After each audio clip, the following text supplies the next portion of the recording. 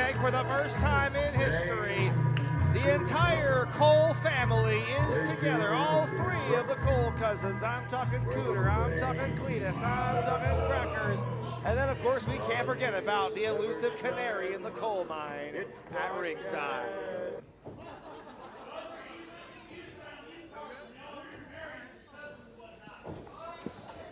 And introducing their opponents.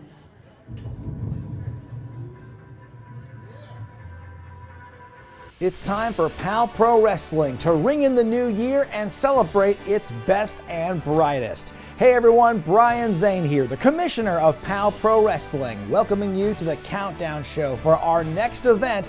And the winner is this Saturday night, emanating from World Pies in downtown Eugene. VIP ticket holders get access to exclusive matches, but for everyone else, it's as live can be, beginning at 6:30 p.m. Pacific time, right here on our YouTube channel.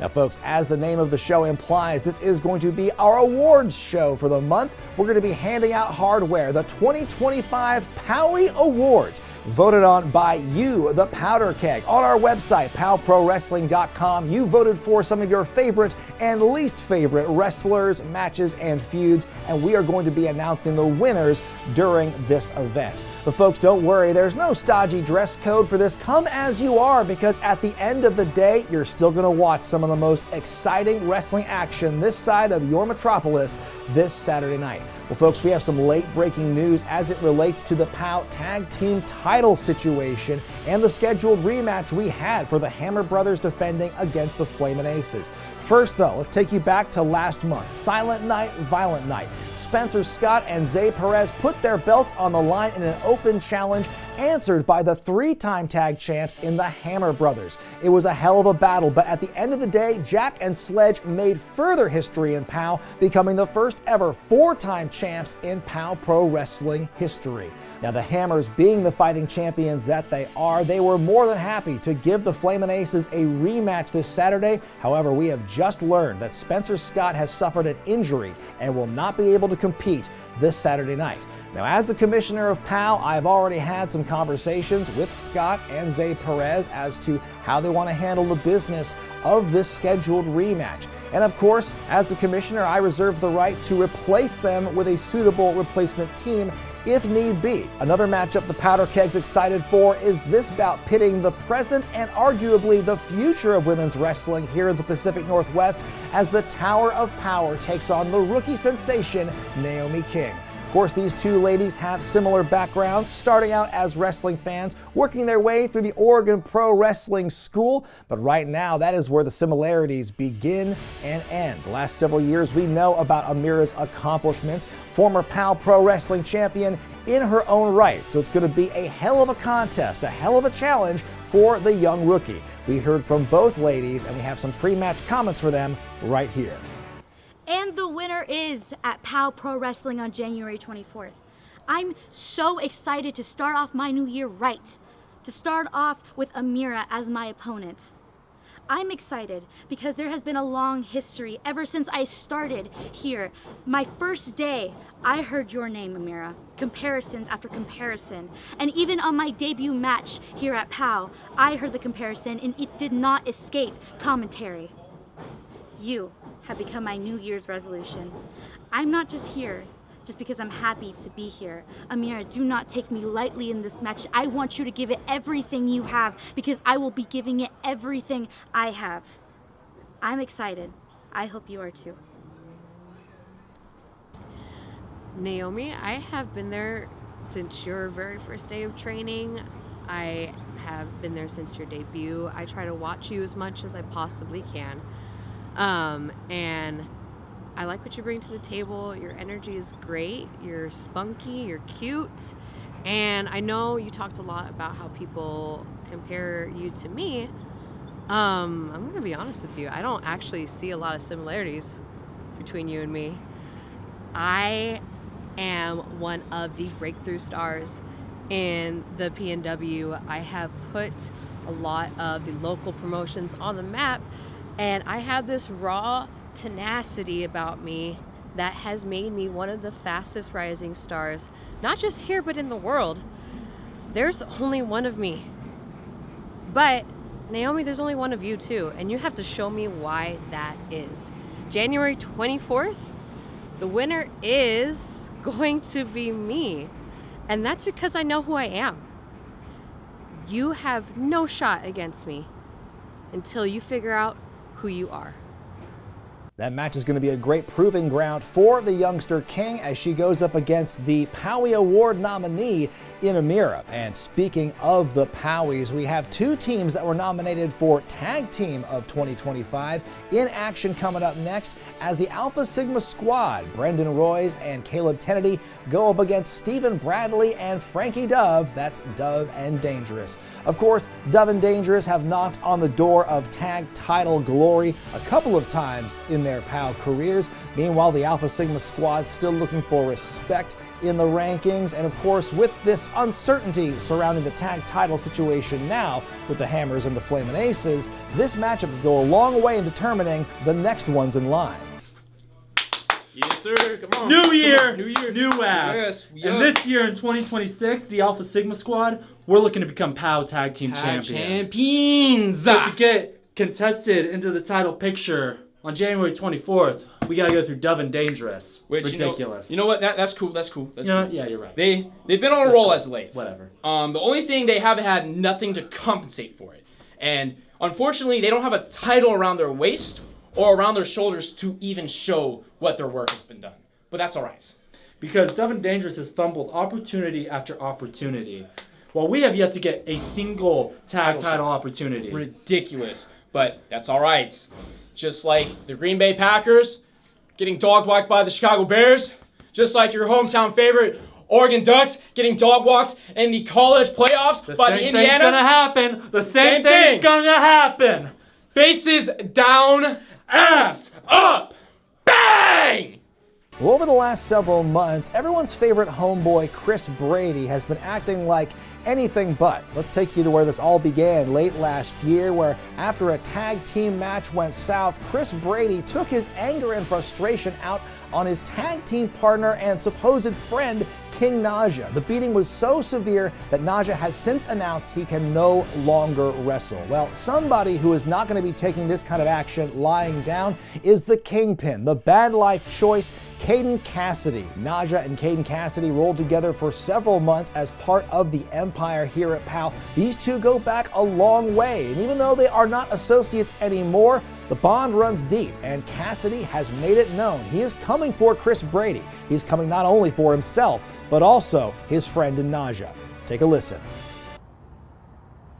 Say that no matter who you trust, you always have to watch your back. You see, Kris Brady, I know you a lot better than most people would even realize. So I wasn't surprised when you decided to bust me in the head with that chain. I wasn't surprised when you decided to hit me with a concerto and take the opportunity to exasperate a Existing injury, and that's all right, because you said it plain and simple. Your time is now. But the problem is, when you said, welcome to retirement, enjoy your retirement all alone, the one thing you forgot is that I am my brother's keeper and my brother is mine. So not only do you have to deal with the wrath of King Naja, but you got to deal with my friends. Here's the thing. How many years has it been, Brady, that we've gone toe to toe? And every single time, you get messed up. You end up with a hospital bill that's longer than your social security number. And see, now you've done something to invoke that real kingpin in me. That thing that makes me want to grab and rip and tear you. So, you put your hands on my family. And for that, you have made your bad life choice. Now, you owe me. I'm going to take my pound of flesh from you. January 24th. And the winner is POW Wrestling. Believe that, partner. Well, folks, this is the start of the new year, and we here at POW are thrilled to announce a new beginning for a familiar face. As for the first time in nearly 4 years, we are thrilled to announce the return of the 6-foot stunner, Rebel Kel. This feisty and tenacious fighter was a POW Pro Wrestling original. Last time we saw her was at Savage Streets in 2022 when she went one-on-one with a relative unknown in Amira. Well, a lot has changed for both ladies since then. Kell has been world traveled. She has definitely made her mark on the Pacific Northwest, and we're thrilled to have her back and hear from the 6-foot stunner in her first match at POW back since 2022. The Hess Clan is desperate to correct the downward spiral they've been on since losing the POW Tag Team Championship and hope to turn their fortunes around when they take on the returning IPA. Well, enough! Enough! We are the Hess Clan. Yet ever since we've lost our titles, we keep losing. We keep losing like it's bad luck or something. We are the Hess Clan, and I am sick and tired of this real good run of bad luck. January 24th, they say the winner is. You know who the winner is? The winner needs to be the Hess Clan. Well, speaking of a lack of harmony within groups here in POW Pro Wrestling, no group seems to be suffering from that more at the moment than the Jarmy. Nonetheless, the submission savant, the young lion of the group, Joey Thornton, is hoping to make an impact when he takes on the Hoochie Daddy in singles competition. Hey there, Powder Cake. It's your Hoochie Daddy. And unfortunately, there's a classic wrestling line I gotta tell ya. Card subject to change. Your Hoochie Daddy will no longer be taking on Ethan HD this Saturday, World Pies. The winner is. He won't be there. Didn't want to take on the big bad daddy of the Pacific Northwest. So instead, I'm even more excited because I got the call for a replacement. Joey Thornton wants to step to me. And I gotta be honest, I'm really excited about it. Joey, for all the decisions you make and the people you've been running with, I could care less because I know deep down you're one of the toughest, most dangerous wrestlers running around here. In fact, if I wasn't here, I'd say you were the most dangerous, the most aggressive, the most talented. So when me and you get in that ring, we get a chance to show off what we can really do. And I'll tell you, that's Hoochie Daddy approved. Now let's get it on. He is a very unconventional competitor here at POW Pro Wrestling, but I think no one takes the crown for the most unconventional, most unorthodox in POW than this individual, Matt Brannigan, the #1 contender for the Wrestling with Regret YouTube Championship and a POWie Award nominee in his own right. He's got a huge opportunity ahead of him when he takes on Marcus Eriks for the richest prize on the platform. However, you could not have a bigger contrast of styles between Brannigan and the champion Eriks. Think about what Marcus Eriks has gone through in the last couple of months. You know, many of us had our doubts about his toughness and his tenacity, but by hook or by crook, he was able to do what many thought unthinkable and defeat Funny Bone in that 3 Stages of Hell match for the YouTube title. So needless to say, Eriks is in a very different mood right now since that title defense, and he is not thrilled that he's taken on Matt Brannigan. Take a listen. January 24th, I go one-on-one with the #1 contender for the YouTube Championship, Matt Brannigan. My question to you, Matt, is do you even think you've got a chance? Do you even take yourself seriously? I just got finished with a blood war with Funny Bone. I beat him at his own game. So what makes you think you're gonna come home with this belt? Listen, this isn't a game. You're not stepping in a drinking contest with me. We're wrestling. That's my game, not yours. Stay home, because this is coming home with me. For the YouTube Championship, Matt Brannigan. Marcus Eriks. I just got finished with a blood war with Funny Bone. I beat him at his own game. Sure, but you haven't played games with Matt Brannigan yet. I got Uno.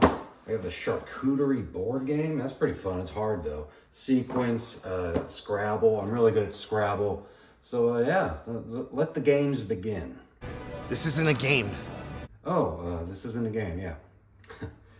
I guess you play games with Funny Bone, but fuck me, I guess. I guess we're not friends. All right, not a game. Got it. We're wrestling. Just wrestling. To reiterate, no games. That's my game. What the? You just... I can't figure this guy out. He says games and he doesn't want to play games and it's a game and... Didn't want to do this, but you left me no choice, Marcus. I'm going to use AI to cut a promo on you.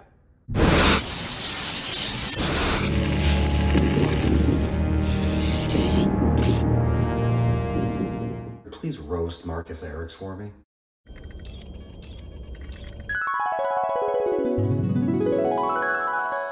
His haircut's cool. Only he could pull that off. Anyone else would look so fucking stupid. That was weird. See you Saturday.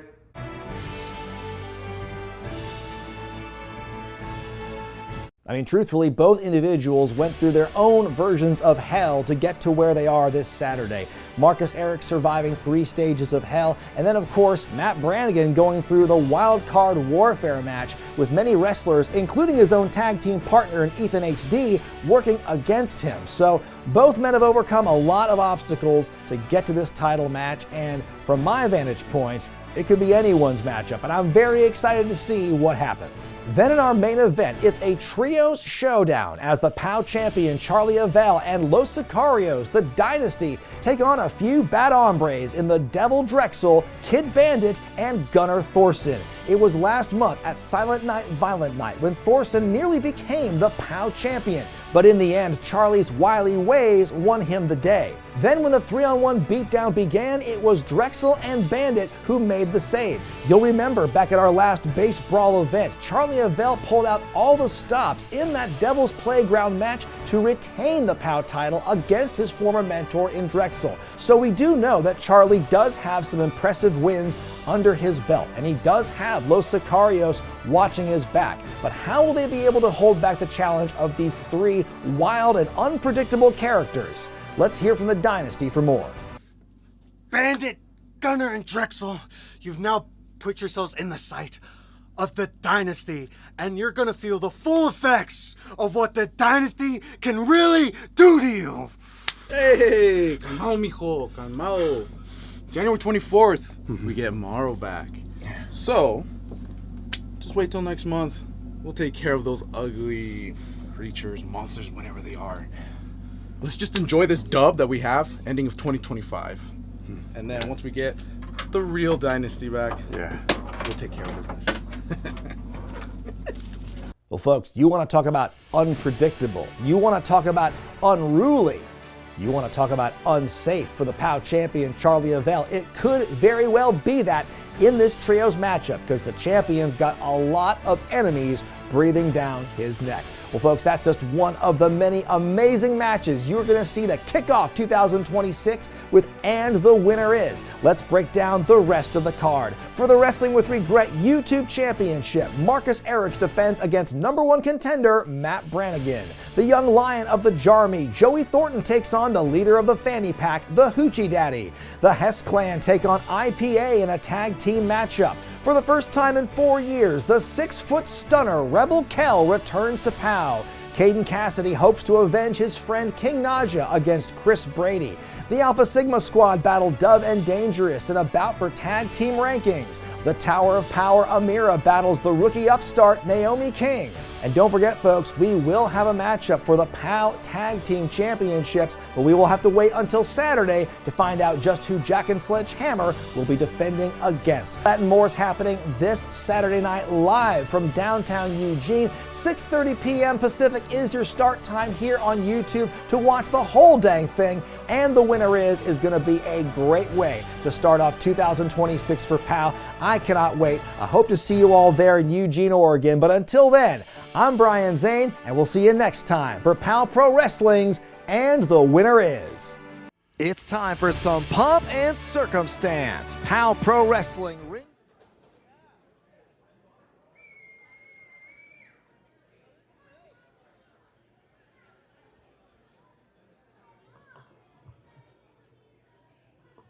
Eugene, you about ready to get this show started?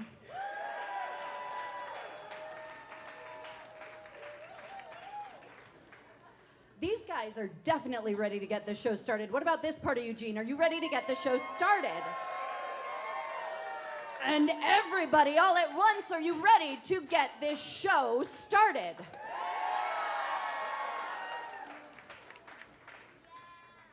POW Pro Wrestling, we go live in just a few minutes.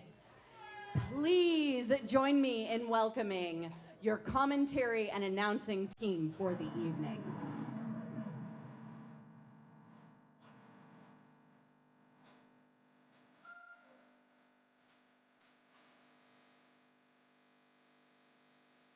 Introducing first, he has over 30 years in professional wrestling, and he is a multi-time singles and tag team champion. He's a Pacific Northwest legend.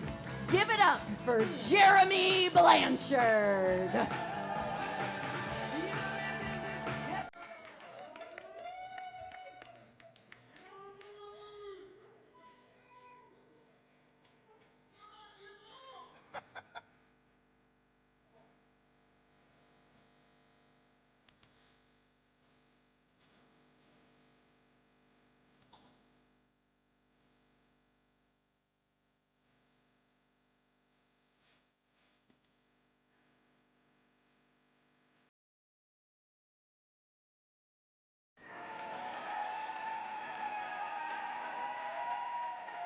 With 4 decades under his belt, he's the runner-up for the annual Cauliflower Alley Cribbage Tournament.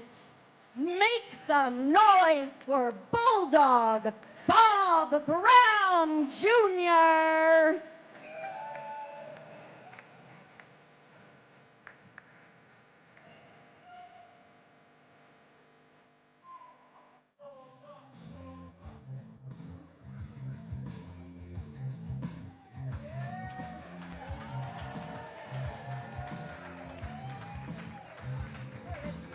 Looking extra sharp tonight. He is the host of Wrestling with Regret, and he is your POW Pro Wrestling Commissioner. Join me in welcoming to the ring, Brian Zane.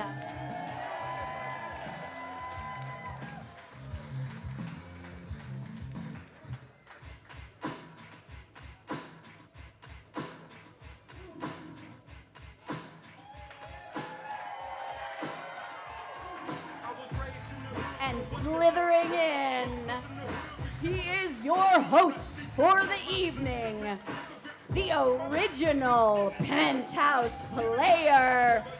Make some noise for King Naja.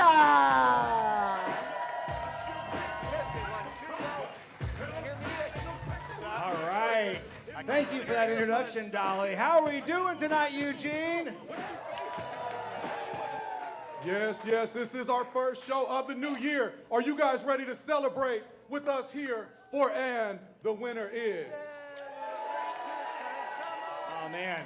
You know, Dolly was very nice in complimenting me, but can we give a shout out to Naja for his look tonight, folks? And further still, let's give a shout out to Dolly for her look tonight, rocking the dress, the glitter, the boots. And rolling into the ring and out of the ring Bulldog, without giving free shows. Bulldog Bob Brown Jr. Jeremy, I'm sorry you missed the memo, brother. We were all, you missed the award vibe, the award season vibe. But we are here to not only crown some Powie Award winners tonight, we're going to have some great action like we always do. In just a matter of moments, we are going to go live on YouTube. And when the video that plays behind me is done playing, that's your cue to get as loud as you can. Hoot and holler, let everyone know Let's have him hear it in Springfield, how hyped you are for the first show of the year for POW. Can we do that? Absolutely, absolutely. There is one specific venue in Springfield. We know everybody there wants to know that we're having a good time here tonight. So, in a very few moments, I need you guys to muster up all that energy, all that love, all that fire, all that POW Pro Wrestling powder keg explosivity you got when we go live. And then we're going to go right to Dolly for the next award. So make sure you guys are ready, right? So you guys ready? All right. Yeah. Let's have a good time, Eugene. It's time for some pomp and circumstance. It's time for some pomp and circumstance. POW Pro Wrestling rings in 2026 with And the Winner Is. After they shocked the world, the Hammer Brothers have granted the Flamin Aces a return match for the POW Tag Team Championship. POW original Rebel Kell returns to action. What will the 6-foot stunner have in store for the powder keg? Caden Cassidy looks to avenge his friend King Naja as he takes on Kris Brady. The Alpha Sigma squad hopes to bounce back as they take on Dove and Dangerous. Northwest Institution Ethan HD takes on the leader of the fanny pack, the Hoochie Daddy. The Hess Clan is committed to reversing their fortunes when they meet the IPA in tag team action. The Tower of Power Amira returns to test rookie sensation Naomi King. After surviving Funny Bone, Marcus Eriks is not amused by the wacky shenanigans of Matt Brannigan as they face off for the YouTube title. And Drexl, Kid Bandit, and Gunnar Thorson have some scores to settle with Charly Avell and his dynasty. They collide in a trios showdown. All this, plus the winners of the Powies revealed. It's And the Winner Is.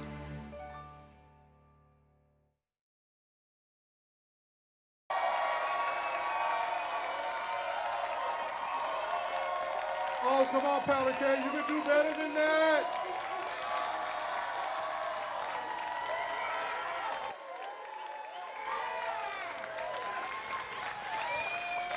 Powder Keg, welcome to you all here and everyone else that is live on YouTube.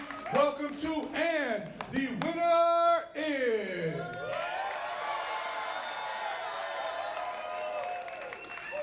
We got a great show lined up for you, but first, ladies and gentlemen, please welcome me at the curtain for our next Powie Award, Darling Dolly Durkin. Thank you, Naja. Powder Keg, get excited. You've got your first Powie of the evening for Feud of the Year.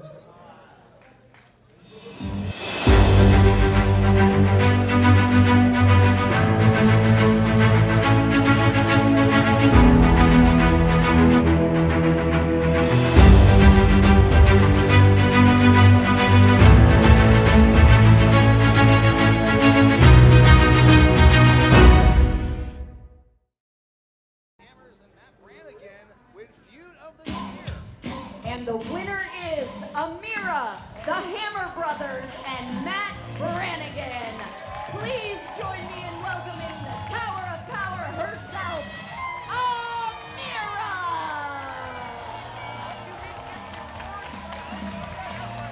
Ladies and gentlemen, welcome to POW Pro Wrestling and the Winner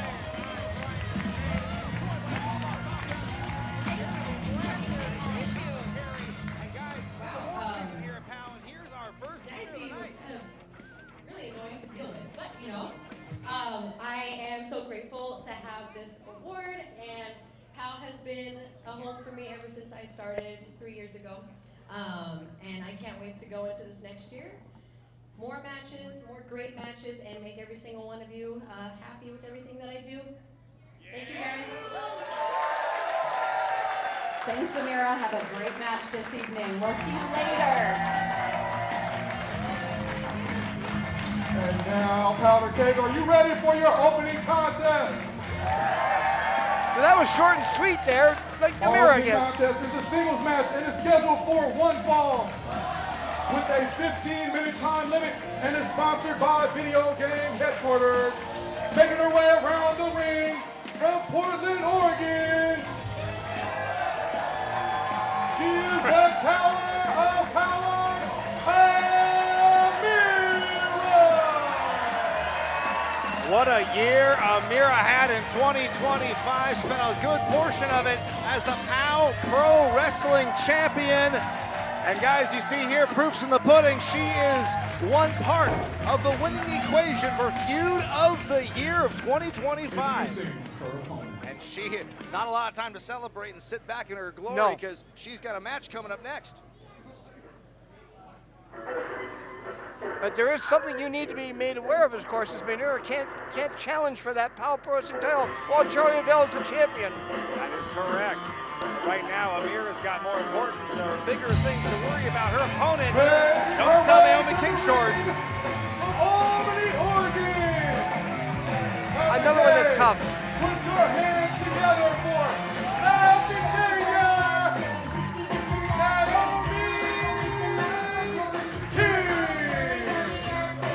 Ever since she's burst on the scene, she has been a very tough customer, Naomi King, and she's got her hands full with Amira tonight.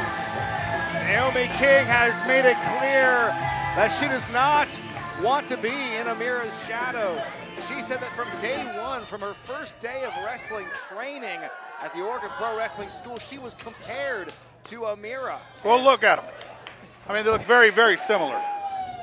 Oh, Jeremy Blanchard's your favorite referee, Freddie No, Florida. that's not my favorite referee. It's your favorite referee, and everybody knows it. Freddie Florida's your favorite referee. Come on now, admit it. Well, he's many folks' favorite because people like alliteration. Take it from me. Right now, this is going to be a big challenge for King. She's still just a few months into her career. Ooh. Amira, this is an interesting position for Amira to be in because rarely is she ever in a position of being the veteran in a match. Yes. Usually she's the one without the experience. She's the underdog in that department. But right now, she has said she wants to take Naomi King to school and she wants Naomi to prove to her that she belongs in there with her. Well, I will say Naomi King has been one of those individuals you can see right now as she's working over Amira.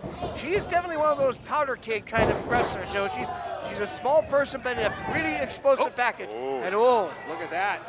Showing some respect there is Naomi, and well, they trained together, and they scouted each other pretty well at this point. Trying to figure out who's going to be the king of the Oregon Pro Wrestling School here. Would that be Naomi King or will that be Oh, Amira? hey, I didn't say it out loud. I didn't say it on purpose. Nice catch there by King to turn into the hammerlock, but Amira, though, turns it right back to an arm wrench in her own way. Amira, of course, talking about the year she had. She spent part of it overseas, wrestling in Japan, learning and strengthening her craft there. I mean, that is going to be a huge boost to her momentum and her confidence going into 2026, that experience alone. Back up to their feet again as both wrestlers really jockeying for position here. Now off the ropes goes Amira.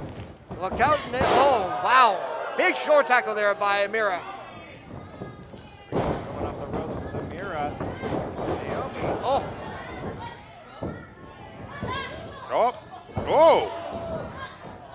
Oh, look at that. Turning into a Hurricane Rana there. Nice Naomi move. King doing her homework. Naomi King, whose offense, she says, has been inspired by Lucha Libre, coming in hot in the corner, but misses her mark. Amira sees that one coming. Oh, hit her knee in the buckle there. You can see that there's favoring that left knee there. See though, King going for another kick. Amira sees it coming and turns it into a backbreaker, and that's gonna slow King down in a hurry. Straight forward, checking in right now on Naomi King, making sure she can continue. That was a vicious backbreaker there by Amira. Folks, this is our first event of 2026, and what a showing here. What a turnout by the Powder Keg. Hardly any room available. Standing room only here at World Pies in downtown Eugene. They came here for a night of great action, Bulldog. Well, we need the heat in this building. My goodness, it's so cold outside. You know, although our people back east are dealing with the snow, so I mean, it's oh, jeez, what a chop that was. Jeremy, wow. Could that chop heat up a room or what? Absolutely.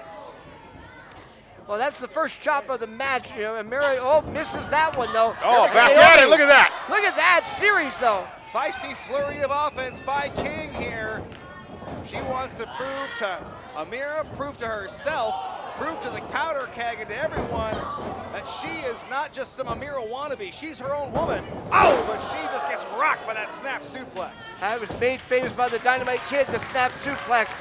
And that's a very quick move right there. She goes to cover. 1, 2, no. Grabs the ropes. By King to grab onto those ropes. Now, Jeremy, I know you fought your fair share of rookies in your day.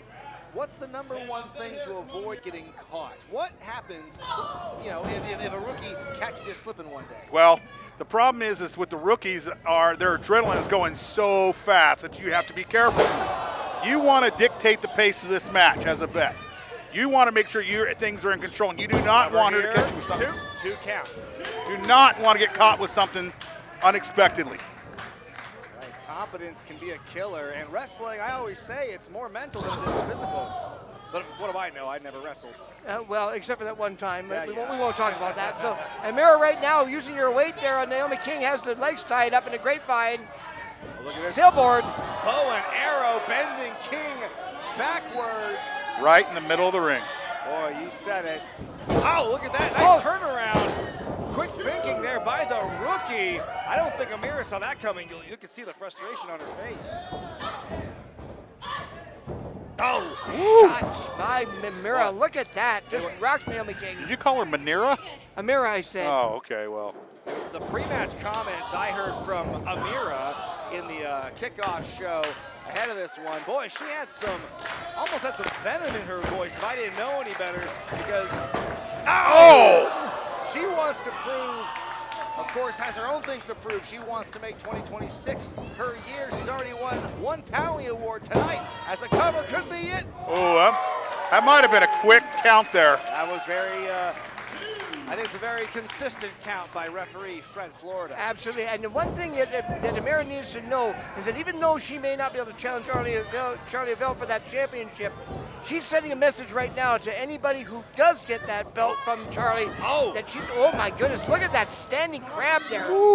This is a move they teach you. They really drill into you in Japan. Oh. The Boston Crab. And she's putting it to good use here, bending King practically backwards. In half. And center ring too. Boy, body's not supposed to bend that far back, guys. Not in that But way. look at this. Look at this, Naomi King though. Oh, wait, Amira. Right back in the middle. Oh, and she repositions it into a lion tamer. Oh my goodness, that could be it right there. Tap City, baby. All right, it's either tap or snap. King King bites out of it. And power in those legs there. Look at this. Oh, catches her. Small package could have her. No. Boy, can you imagine what a win, a feather in the cap it would be for King, too? Oh! If King were to pull, unquestionably, a hell of an upset to kick off the year, she puts Amira away tonight. Looks like Fred Florida's waiting waiting for a flood on one side of his pant leg there. Boy, that running drop kick certainly flood the senses on impact. Amira gets out of the way. Oh, a dodge by King. Coming off the corner here. What's he Look at that! Drexl drop kick with authority. Single drop kick. 1, 2. No, Fred Florida only gets 2 count on that one. Well, boy, King, this has got to be, she's got to be feeling good. So far, her momentum has carried her this far. But you can't count out Amira, the former POW champion. Jeremy Blanchard was just talking about was, you got the adrenaline going right there. Naomi King is certainly definitely doing that against Amira, but Amira slows that pace down fast. Boy, that will stop you dead in your tracks. And now Amira not done, looks to follow up maybe with a German. Waist lock. Oh my God! In half again. That's gotta be How did she kick out of that one? She's landed in the back of her head. She should have been knocked out. Your guess is as good as mine, because that was high and tight on the German, but somehow this youngster King, she's pushing through it. Like I said, she wants to make a statement tonight. Oh, not again. Waist lock applied there. Oh, reversed. My goodness. Jockeying for position. Switch City, baby. I'm getting dizzy watching this, but could be anyone's. Fighting out with the elbows is King. Who walks right in to that scintillating elbow. World's strongest slam. Planted her. 1, 2, 3. That's it. Amira picks up the win. Your winner.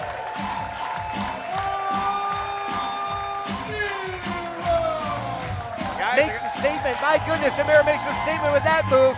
But Naomi King definitely was giving her presence in that match. Naomi King came to fight. She definitely pushed herself to her limit in fighting Amira. In the end, though, experience is what wins the day for the Tower of Power. A little sportsmanship there as Amira extends the hand there. Naomi King shakes it, gives her Duke. She's the winner tonight, Amira. You know, sometimes losses are more like lessons. I think it's a big lesson for Naomi King tonight. And a good win for Amira as she looks to climb back up that ladder again. Even though she lost the POW Championship, she wants it again. We got a lot more great action in store for you tonight, folks. Championships will be on the line, and of course, more POWY awards to be distributed. But right now, we are going to head back to the ring where King Naja is going to take it away. That's the way to start the show, am I right? All right, let's keep that energy going. Are you guys ready for your next contest? Our following contest is a singles match and is scheduled for one fall with a 15-minute time limit and is sponsored by Replay Toys. Damn right. Introducing first. Folks, be sure to use the hashtag POWWinner when talking about this show on social media. Thank you again for the Super Chats. Making his way to the ring from Gravity Falls, Oregon, weighing in at 180 pounds, representing the Journey. He is the Young Thundercat, Joey Thornton. We notice the cameraman walking around there. Joe's out around sitting right in front of the camera. Doesn't get a chance for Joey Thornton to be acknowledged who he is. Joey Thornton is under the gun here tonight. It is do or die for the Young Thundercat as he goes one-on-one with the leader of the fanny pack in the Hoochie Daddy. Guys, I don't know if you watched the Tea Party before we went live, but Jonas Albert Robinson made it very clear that Thornton's been disappointing him so far. I think Ferris Bueller's coming out. Powder Keg, please welcome. You're close. From right here in Eugene, Oregon. Weighing in this evening at 230 pounds of neon cheetah print. He is the leader of the fanny pack. He is your Hoochie Daddy. Boy, Joey Thornton's got a big assignment ahead of him tonight in Hoochie Daddy. Well, I still am not entirely sure what a Hoochie Daddy is. No one does. No one knows. Powder Keg loves him just the same. The leader of the fanny pack, they call him. Apparently a Hoochie Daddy comes out and humps the mat. And the buckle apparently too, so. Well, have you seen that mat? Staph infection. We've had to clean it a few times. Yes. Referee Maddie Medina, the third individual in the ring here. Tell you what, there has been a lot of disarray in the Jarmy as of late. Eliza True has gone AWOL, has left the Jarmy, and according to Jonas Albert Robinson, he blames Thornton himself partly for her leaving. Oh, really? But he brings in Eric Wright, though, as his quote-unquote right-hand man. That's just, you have an opportunity here to give Joey Thornton a chance to be able to get experience.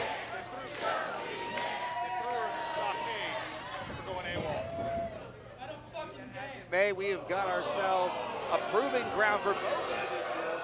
Hoochie Daddy obviously wants to climb the ranks here now, while Thornton, he knows what's at stake here. He will be cast away, and he'll be thrown out, left hanging, left out to dry by the Generalissimo. He falls through here. Well, we're going to see a test of strength right here. Hoochie Daddy playing a little possum there with Joey Thornton. Do a little dance. Little pantomime there. Make a little love. It's a Casey and the Sunshine Band, apparently. Oh! That made me mad too. Like, see, look at this. Hoochie Daddy, you can't take him lightly. He likes to have fun in the ring, but he is legitimate. I mean, both these guys have amateur experience, but in fact, Hoochie Daddy, he actually, last night, gentlemen, he competed in an amateur wrestling matchup for a Knucklehead Wrestling here in Eugene. It's a master's level of amateur wrestling. And Hoochie Daddy, he won. He actually defeated the #2 wrestler in the country. Heavyweight. So he's legit, guys, is what I'm saying. Well, that's what I'm saying. I know Thornton knows his way around a map, but I don't know if this is the game you want to play with the Hoochie Daddy. Well, you got to keep your eyes on Julian Robinson and Eric right there at ringside. That's definitely their ace in the hole for sure. Good awareness by Thornton. He was trying to go for a drop toe hold, but Hoochie Daddy saw it coming, and now in the mount position is Hoochie Daddy. Look at this. We all know how well Hoochie Daddy likes that map. And Thornton, who fancies himself, calls himself the submission savant, as he has got, looks to be working on a camel clutch of sorts. But Hoochie Daddy able to fight out of it, gets into maybe a knee bar. It is a lot. It's a game of mental and physical chess here. Absolutely. In a situation like this, it just comes down to grit and determination, and Thornton catches him in the ankle lock. The thing is, if we didn't just see that in the first match, like this, position, it's the same in this one. Well, referee gets the rope break, calls it. I mean, I'm pretty surprised. I knew that Hoochie Daddy was a legitimate grappler in his own right, but I'm surprised that they've been able to stay hold for hold so far. As Jonas Alba Robinson looks on the outside. And See that little possum there on Joey Thornton. I don't think that Robinson's offering Joey much moral support right now. I don't think he's cheering on him with much encouragement. I think he is. He's doing a good job of encouraging this guy. Talking about. Look at the face. He's coaching him up. Folks, it is, we mentioned it's award season. We are honoring the best and brightest of POW with the POWie Awards. We got one award announced earlier tonight. We also know the match of the year. We found out during the pre-show. That goes to the 3 stages of Hell match. Marcus Eriks versus Funny Bone taking the top honors. And we heard from the Wrestling with Regret YouTube champion. Oh, wait a minute. Trying to maybe fight for a cover here out of that submission is Hoochie Daddy, but Thornton fights out of that, and they both tumble into the ropes. Marcus Eriks made very clear he was not a fan of Matt Brannigan's clowning, and he's ready to defend that championship later tonight. I think he was just upset that he didn't give up all the Combatier or something like that. I think it's kombucha. Kombucha. Yeah, it's what we said on Saturday Night Live. Let's go Combatier. Your most always says Combatier. Well, you're definitely not the ladies' man. So. No, I didn't ask to be. Well, this is this grappling struggle continues here. Hoochie Daddy's going off of last night's amateur wrestling. That's right, lots of momentum here. Freestyle. Freestyle is what this is. He's trying to create some space, but big boot. Unlike amateur wrestling, you've got to give 5. After a 5 count in the ropes, you've got to break that pole. I didn't know they had rules in amateur wrestling. There's as some rules. Thornton now turning that into a triangle choker, a leg scissors. And still, nothing coming from Jonas Alba Robinson. Not even a little bit of congratulations for getting the move there. Nothing. Now maybe it's shown tough love by Jonas. I mean, certainly Thornton has been the most consistent soldier in the Jarmy throughout all this time, but Jonas is currently blaming him for all the group's problems. Maybe a way to turn things around as Thornton slips out of the headlock. The hair. The problem is Joey wants a hug. I think Generalissimo's not going to do that. Wants a hug? Yeah, he wants a hug. He's always wanting praise. I don't think he wants a hug. How well am I doing? In the literal sense. How well am I doing? Give me a break. Oh my goodness! Dropped him on his face. What's he got going on here? Turning into possibly oh look at that, shoots the half, turns him over, could have him, no. See, the Jarmy, you break a man down and then you build him back up in your own image. Jonas is great at breaking people down, but I don't see him building out anything. Look, I know the Charly is named after Jonas, but I think there's room in the group for a little bit of praise, and you cannot deny the success overall that Thornton has had to help the Charly, and moves like that are why. Vicious clothesline there by Joey Thornton. Is it enough, though? He's not going for the cover right away. You're welcome, Eugene. Thornton taking a bow, but perhaps a bit premature. Still going on. You got to get on your man. Great welcome to the business, I guess. A little bit of a words of encouragement by Eric Wright. Here we go. Joey Thornton now throws him off the ropes. Look out! Oh, he does the clothesline. There we go, off the ropes again, and a huge lariat. Damn near sends Thornton inside out. Engaging JBL right there. There we go. Or Nikita Koloff. Feels like a level playing field now after that, but Hoochie Daddy picking up steam, getting momentum, rebounding off that corner. Three times. Head staying on. Thornton is practically punch drunk at this point as Hoochie Daddy goes for possibly the Cobra clutch. Thornton fights out of it, follows up with a big knee lift. Could have him there. Oh boy, that was a count of one. Right on there, one count only. That's fun. That knee was right on the button too. As Jonas now on the apron. What business does he have up there? Look Eric at Kris. this. He's got the belt. Look out. Oh no! It's the wrong person. Oh, look out! Always slam. Wow. Hoochie Daddy with the angle slam to Eric Wright, who just blasted Joey Thornton with the belt. Joey loses again. Your winner, the Hoochie Daddy! Well, you see that Eric Wright just hit him right in the head with the belt. Just knocked him out with the buckle. And I tell you what, Medina letting it go. He's a natural born loser. He's a loser. Well, sportsmanship there by Hoochie Daddy. I'm sure he didn't want to win that way because giving the assist to Eric Wright, Charly scoring an own goal. You saw Hoochie Daddy take full advantage of that. Come on. Hey, it's wrestling. You can do whatever you like. It's legal, apparently. So, goes out Robinson. Should be upset with Eric Wright for hitting the wrong guy. Certainly the Charly's going to have to lick their wounds They're walking away. and leaving the dirt. They're walking away. Leaving No, Joey they're right there. They're right there. They're waiting for him, apparently. They're trying to make this a lot worse than it really is. Joey, before you go, can we have a word? That was it. Dolly Durkin, I'm tired of you and your stupid microphone and your dumb pink hair. Joey Thornton.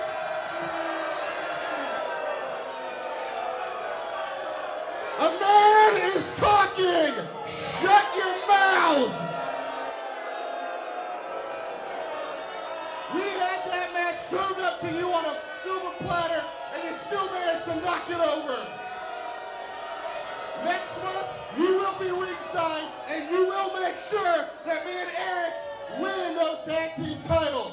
I'm tired of you letting me down worse than your kidneys are letting you down. Get the job done, or I'm gonna shove that insulin pump right down your throat!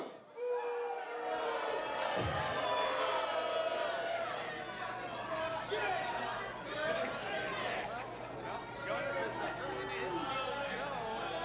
But the show must go on here. Joey Thornton is going to have to... I'm sorry, man. What did you say?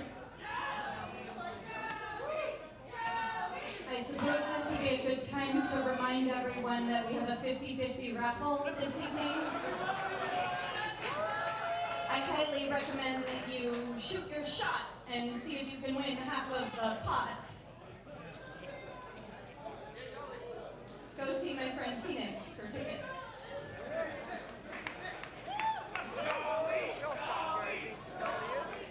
Thank you. World Pies, please join me in welcoming from Seattle, Washington, the POW original, returning to Eugene after 3 years away. The 6-foot stunner, Rebel Kel.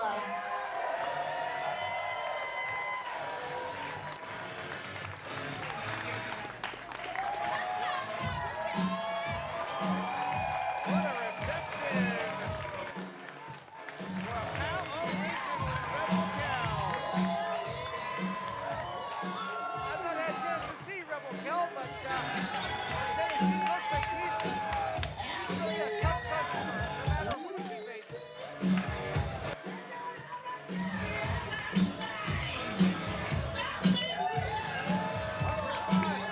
The first woman to hold the DOA Grand Championship.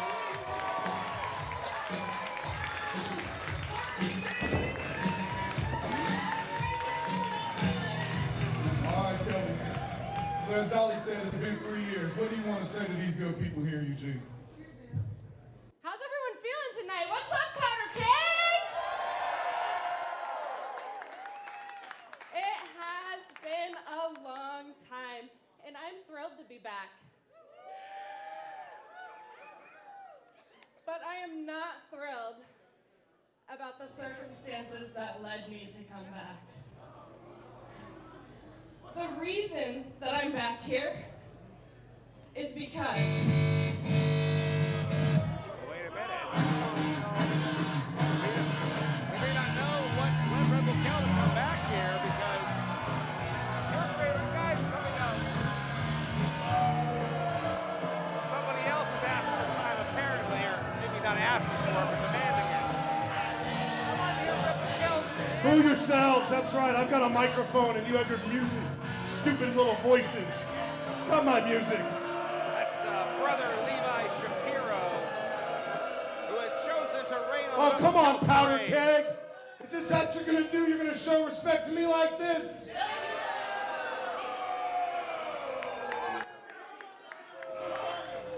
Listen here, Lapel, whatever your name is. I don't know where you've been and what POW original universe you came from, but for the past 3 years, Levi Shapiro's been holding down house. Isn't that right, Powder Keg losers?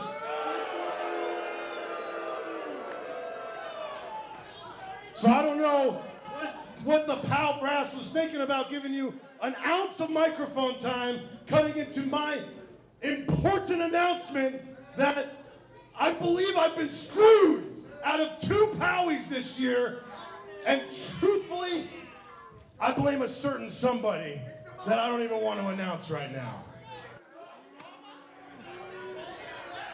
So, you want to stand in the ring there and stand all cute like that, that's all fine and dandy, right? But I'm afraid that you're going to have to exit while I stage my formal protest against POW Pro Wrestling. Okay, I get it.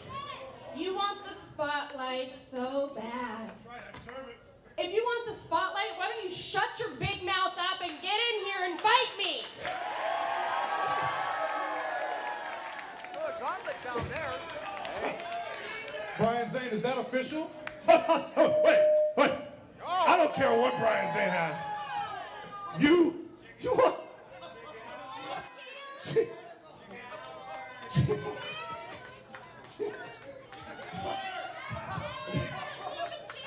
Laughing it off. See laughter from Rebel Kel. Kind of like when you guys were ready to fight. Keep laughing that way.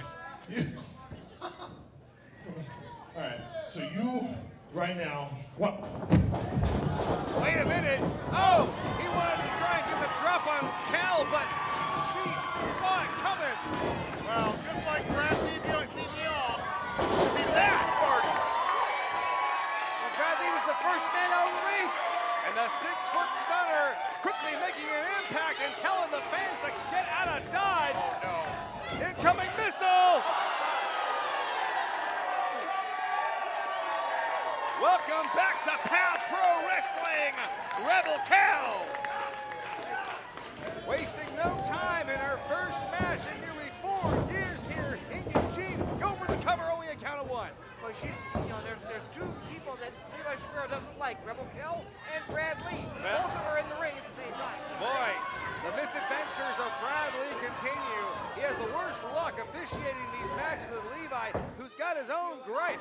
He believes that Brad Lee is the one responsible for his downfall as of late. I think he's the one he was referring to in those pre-match comments. Yes, you're right. That's absolutely was Brad Lee late on every count. You watch him. Slow count. Mr. Slow Count. Mr. Slow Count? Yeah. My goodness. Rebel Kel now has the headlock put in there and the shoulder tackle now. She's strong, but maybe difficult to get Levi Shapiro knocked over. Well, the only prerequisite was for him to count to 3, and he only got to 2.5, and we still hired him anyways. Oh. The buckle goes Rebel Kel up and over. Off the ropes, look out. That's the clothesline. Oh! Look at that. Extra momentum was what it took. Talk about the journey that Rebel Kel has been on since last time we saw her at Pound. She's worked for Peak Pro Wrestling, SOS. You've seen her in AEW. She's worked in Stardom in Japan. She's got a lot of great experience under her belt. Talking about a journey right now. Levi Shapiro's taking that journey. It's outside the ring. Levi taking his time. Brad Lee, he's being pretty generous, not issuing any kind of count. Why would he can't count past 2.5? Rebel Kel forcing the issue, bringing Levi back in the hard way. Brad Levon. Oh, Rebel Kel off the ropes. Oh, my wow! goodness. Running, spinning heel kick, nearly taking the head off of Shapiro. And she's not done going for those corner punches. He's throwing it in there right now. And Bradley's just staring watching. Well, I think in Bradley's case, he's just avoiding Levi Shapiro with every ounce of his strength right there, just to avoid him, because obviously he doesn't want to deal with that nonsense. Oh, reversal and nice avoidance there by Kell, but she walks right into that back elbow and takes her down hard. As a referee, you can't be biased. You can't avoid people. You can't want someone to lose like Brad Levon does. Well, he's not really admonishing Shapiro for the punches right there. Yeah, there you go. See? Look at this. Doing nothing. What are you talking about? I don't know what you're talking about, Levi. Yes. I would focus on him. I would focus on here. opponent. Oh, yeah. Well, that almost cost him another back elbow. It was Brad Lee who was admonishing Shapiro for grabbing Rebel Kel by the hair. Speaking of hair, take a look at Levi Shapiro. His locks have gotten shorter since the last time we saw him. Harley race. Here we go. Cover. Kick out at 2. Rebel Kel still in this one. We've got the YouTube Championship to be decided later tonight. Marcus Eriks will defend against Matt Brannigan. We're going to have, we got some questions surrounding the POW Pro Wrestling Tag Team Championship in the wake of Spencer Scott's injury. We're going to hear from the Hammer brothers later tonight. Right now, Shapiro looking pretty strong here. Could be trying to really put a real kick in the armor, put a real spoiler to Rebel Kel's POW return if Shapiro can defeat her tonight. Use the hair to get her down, though. You give me a right count. Yeah, hit him. Right? He's teaching him how to do his job. Shapiro's telling him what he believes is the proper cadence for a 5 count, as he once again throttling Kell in the corner of the ring. Pretty sure Brad Levon. Pretty sure he gets his hair cut by a blind guy. He is really testing the limits of Brad Lee's authority here as an official. Oh, who I agree for all intents and purposes should remain unbiased, but Shapiro's really forcing his hand. Absolutely he is. Shapiro right now gets a hold of Rebel Kel by the hair. Rebel Kel though with a shot. He's going to town on him. Big flurry of offense. But Shapiro sees it coming. Bulldog! Good anticipated move right there. I'm talking about the wrestling move, not the color commentator. 2-0. Kell kicked out of that one. And that was an even count there, Jeremy. I don't know about you, but that was even. No, it was not even. Okay. Wait, he's choking her right now. Nothing's even about that, what Shapiro's doing, I'll tell you that much. Well, because he's frustrated. It'd be hard to be in there with a cheater like Bradley Villon.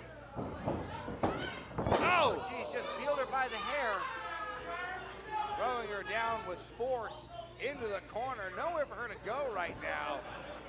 And at this point, Shapiro is, I was gonna say it was really starting to build momentum, but Kell still in this, That's always effective, is the eyes. Thumb to the eyes, that's gonna stop you dead in your tracks. Jeremy Blanchard's favorite move. Yeah, absolutely.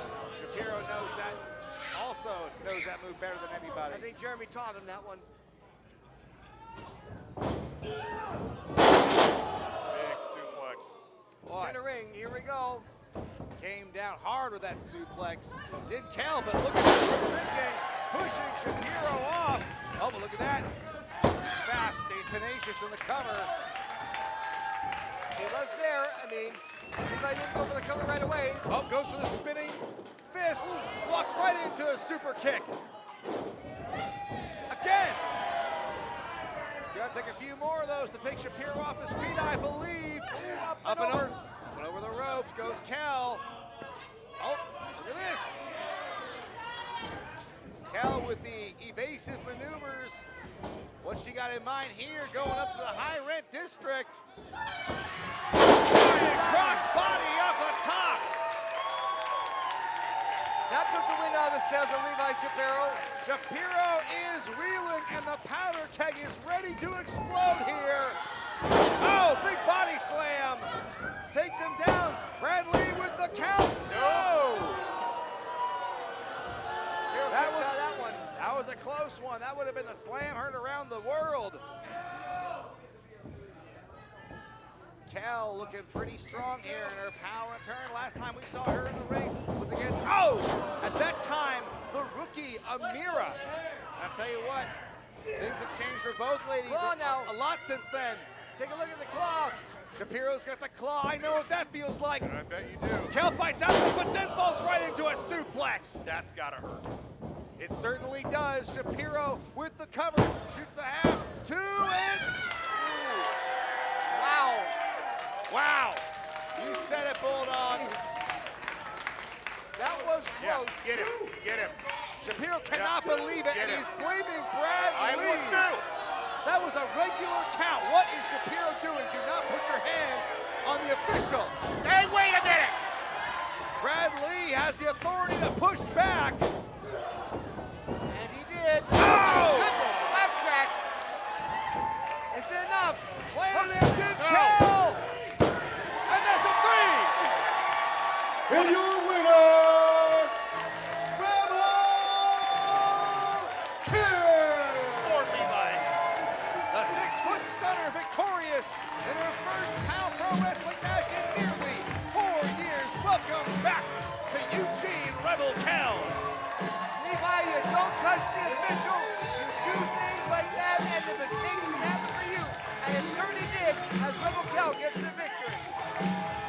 Tell you what, she was not expecting Shapiro to storm the gate, so to speak, and interrupt her moment, but she came looking for a fight. Shapiro did give her one in the end. Rebel Kel coming out on top, but you're right. I think Bradley may have played a factor in that. Give it up one more time for the 6-foot stunner, Rebel Kel. Again, thank everybody for being on our chat tonight, watching POW Pro Wrestling here on YouTube. We're going to keep this thing going, Powder Keg. Keep that energy up, because our following contest is a tag team match. Our following contest is a tag team match. There was a lot for them to take in. Scheduled for one fall with a 20-minute time limit, and is sponsored by Oregon Pro Wrestling School.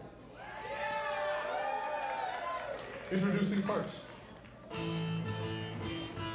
you got teams who want the tag team titles, and they're going to be competing tonight. Probably in a contenders type of match, because they're looking to gain the foothold to become the champions. Making their way to the ring, being accompanied by Uncle Sid from Summit County, Ohio. weighing in at a combined weight of 424 pounds, Dom Hess. Wade, my God, Hess. They are the Hess Clan. Last year, Wade Hess was saying he's going to make sure that this team functions better than they did last year. We're going to see as they get to face off a tag team matchup right now.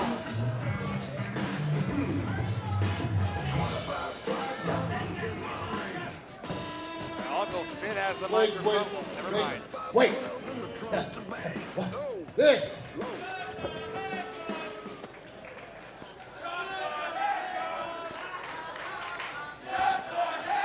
These guys nominated for Tag Team of the Year, and it's hard to argue against them. They held the tag titles. I swear for to a God, good if you portion guys of start this again, 2025. I'm gonna go goddamn crazy. Now this.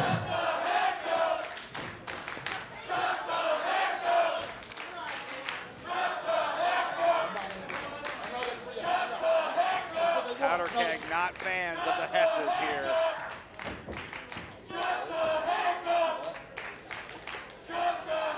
I've had enough of this. I want Dolly in this ring right now.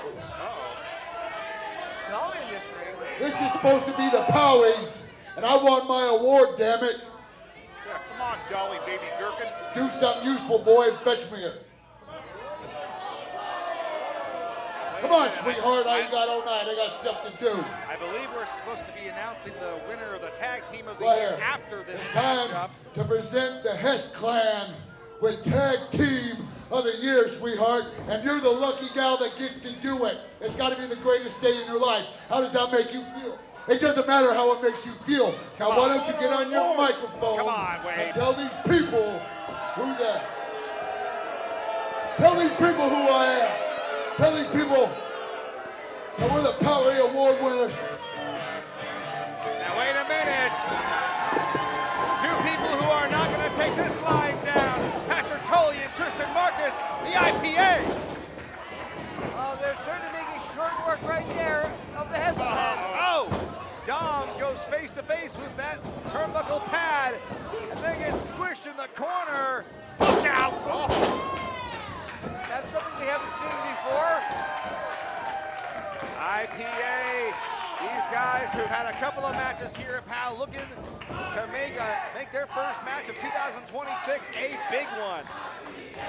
Oh, they're starting big right there against the Hess Clan. Can you believe what Wade and Sid Hess were doing, trying to intimidate Dolly Durkin? Put some respect on that name. Yeah. What are you looking at me for? That's how you get things done. Jeremy, why are they looking at you with this? They didn't look at me. Look at that, that's an innovative tag and an innovative splash by the big man, Tully. Oh wait, what do we got here in store? Man, Dom Hess getting wrecked on both sides. Goes to the cover, does Marcus. But you got Wade Hess stopping that count. Wade Hess is not the legal man in the ring. Sure he is. See? Oh, boy. Legal. Well, now he is. A little bit of shenanigans there. Hess Clan held the Tag Team Championship here at PAL for 224 days.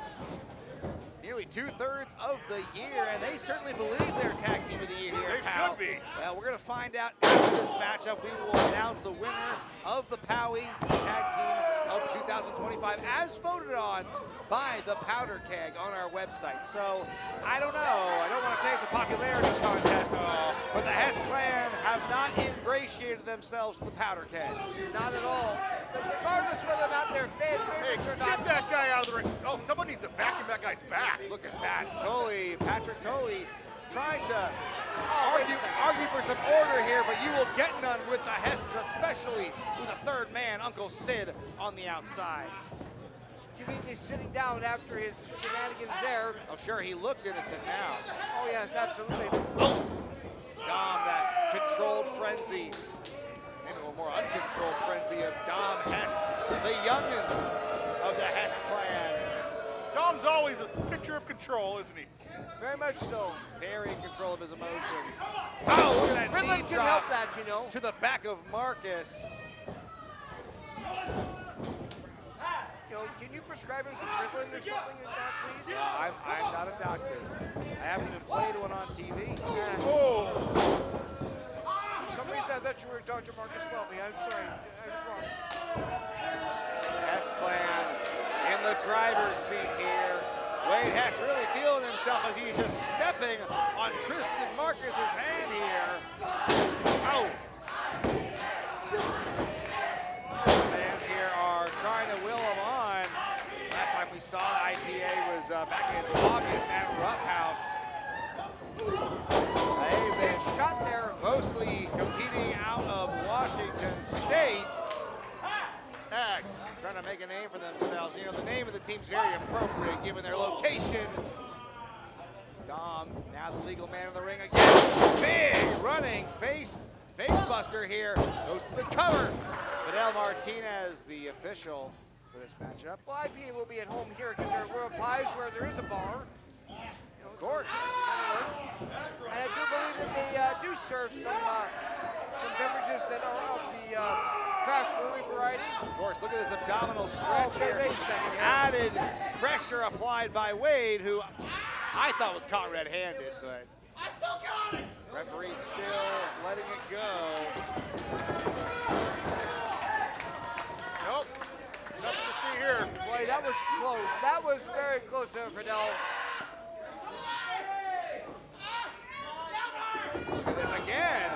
Trying to utilize that leverage, and Martinez catching it, and Marcus turning it into a hip toss. And this is going to be the best opportunity Tristan has to get the final tag. Well, if he can make that tag, Dom Hess isn't looking too good either. Both of them look like they need a tag. Dom Hess inching closer to that buckle. Is he going to make it first? Wade Hess basically saying, sometimes Daddy's going to step in. Oh, he right now just ran into a huge pair of clotheslines. Here comes Jorge Steele. Here we go. Oh! Like throwing a keg at you. Very much so. At running an attack by Scully, or Tully, I should say, tagging Marcus back in. Turning into a neck breaker. Kick combination. Leaving Wade by God Hess reeling.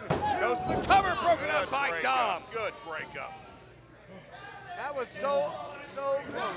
Hess Clan, you know they are itching to get back into their winning ways. It's been not a great win-loss record to wrap up 2025, and a win here could certainly send them back up the tag team charts. A big boot to the back there.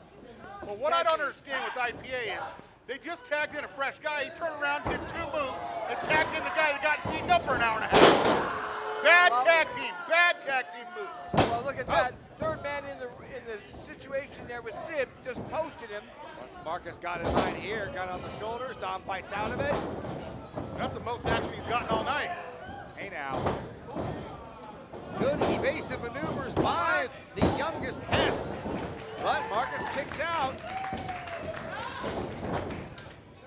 Up and over here, but Dom, boy, I tell you what, these two have been fast and furious for the last minute or so, but look at that. Wait a minute. What the hell? He got it. I don't know if Uncle Sid knows what he just did. And here are your winners, the team of Patrick Tully, Tristan Marcus, IPA. Well, I would call it a mental lapse, but I think that's giving Uncle Sid a bit too much credit at the other 99% of the time. It looked like he was maybe trying to break up that grabbing of the ropes, but he just broke the hold for Dom, allowing the IPA to get the roll-up. Well, I don't know who you point the finger at in that situation, but you know Wade by God Hess is not happy about another loss, this time to IPA. I don't know if that was Uncle Sidney's fault. There's going to have to be some Conversations at the Hess house tonight. Boy, that's not going to get them a Powie Award, will it, for Tag Team of the Year with that loss? Well, speaking of which, it's about time for us to find out who All wins right, Tag Team of the with Year. that, I'm going to throw it back to the curtain to Dolly Darkin with our next Powie Award. And now for the nominees for the Tag Team of the Year.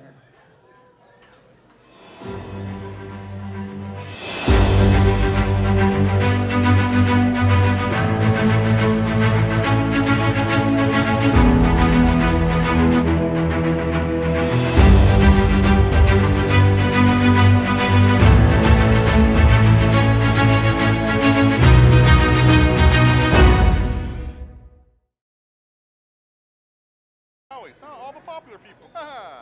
World Pies, please join me in welcoming your Tag Team of the Year, Jack and Sledge, the Hammer Brothers. Now, once again, so you can win the tag champion the last month of the year and become tag team of the year. I don't get it. Because they've been competitive all year long. My goodness, every time they step in the ring, they are.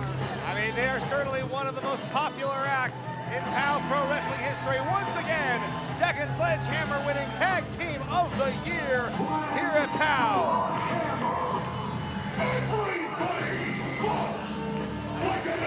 It was last month at Silent Night, Violent Night when Jack and Sledge answered the open challenge of the Flamin Aces for the tag titles. And it was the Hammers who further made history, adding to their stellar record. 4 times now they've been tag team champions. We were supposed to have a rematch tonight between the Aces and the Hammers, but recently we learned Spencer Scott has suffered a broken wrist and will be out of action. Thank you, Dolly. For the foreseeable Everybody give it up for Dolly Durkin.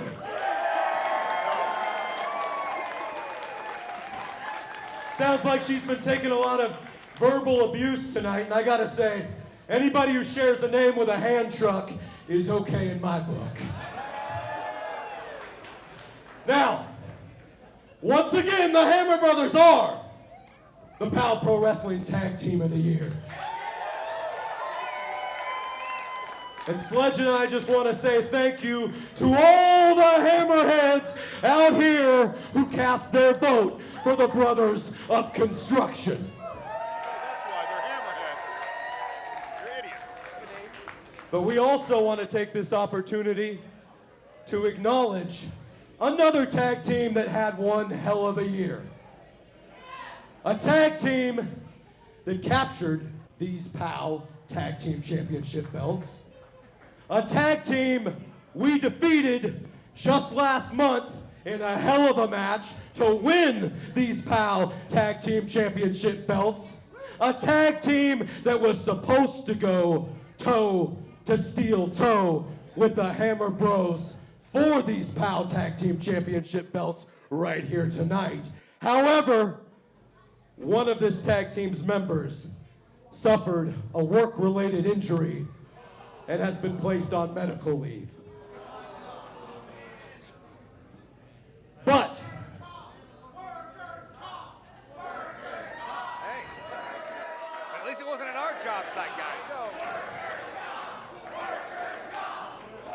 oh, he's going to be compensated, you better believe that. But I want to bring him out right now, so Powder Keg, give it up for the Flamin' Aces. Well, this, guys, this is a rivalry that is built on mutual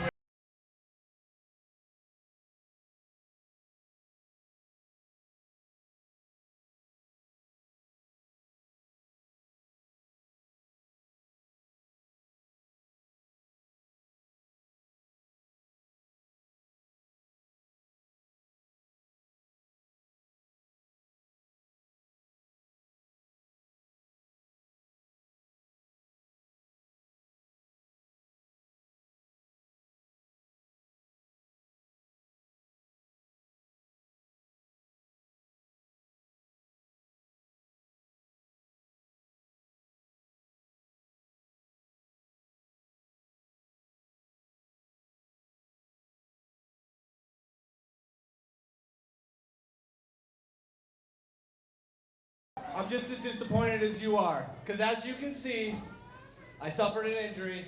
I got a broken wrist. Someone must have sneezed on him. And I'm pissed, quite frankly, because I wanted to have another Match of the Year candidate with you boys tonight. But we can't do that tonight. However, as you can see, Playboy has come dressed for a fight. And as the POW Tag Team Champions, let me ask you, what do you boys want to do about this? That's a good question, Spencer. You know what? We were planning on having a match with you tonight, and I promise you this. As soon as you heal up, we're going to give you that Tag Team Championship rematch. That's a promise. Now I'm intrigued, though. You make a good point. Playboy is dressed to compete. We're ready to go to work. And I just had an idea. How about this? How about Playboy Zay Perez going one-on-one with the oversized load Sledgehammer. And let's make this even more interesting, huh? If Zay wins, the Flamin' Aces get to pick the stipulation of our future Tag Team Championship match. And if Sledge wins, that match will be a construction site match. Oh, this sounds very interesting. So Zay, what do you say? Tell me, Eugene, do you guys want to see Zay Perez go one-on-one with the big Sledgehammer? I'd say yes. I think Eugene and our question. Let's go, Sledge. He signed his death warrant right there.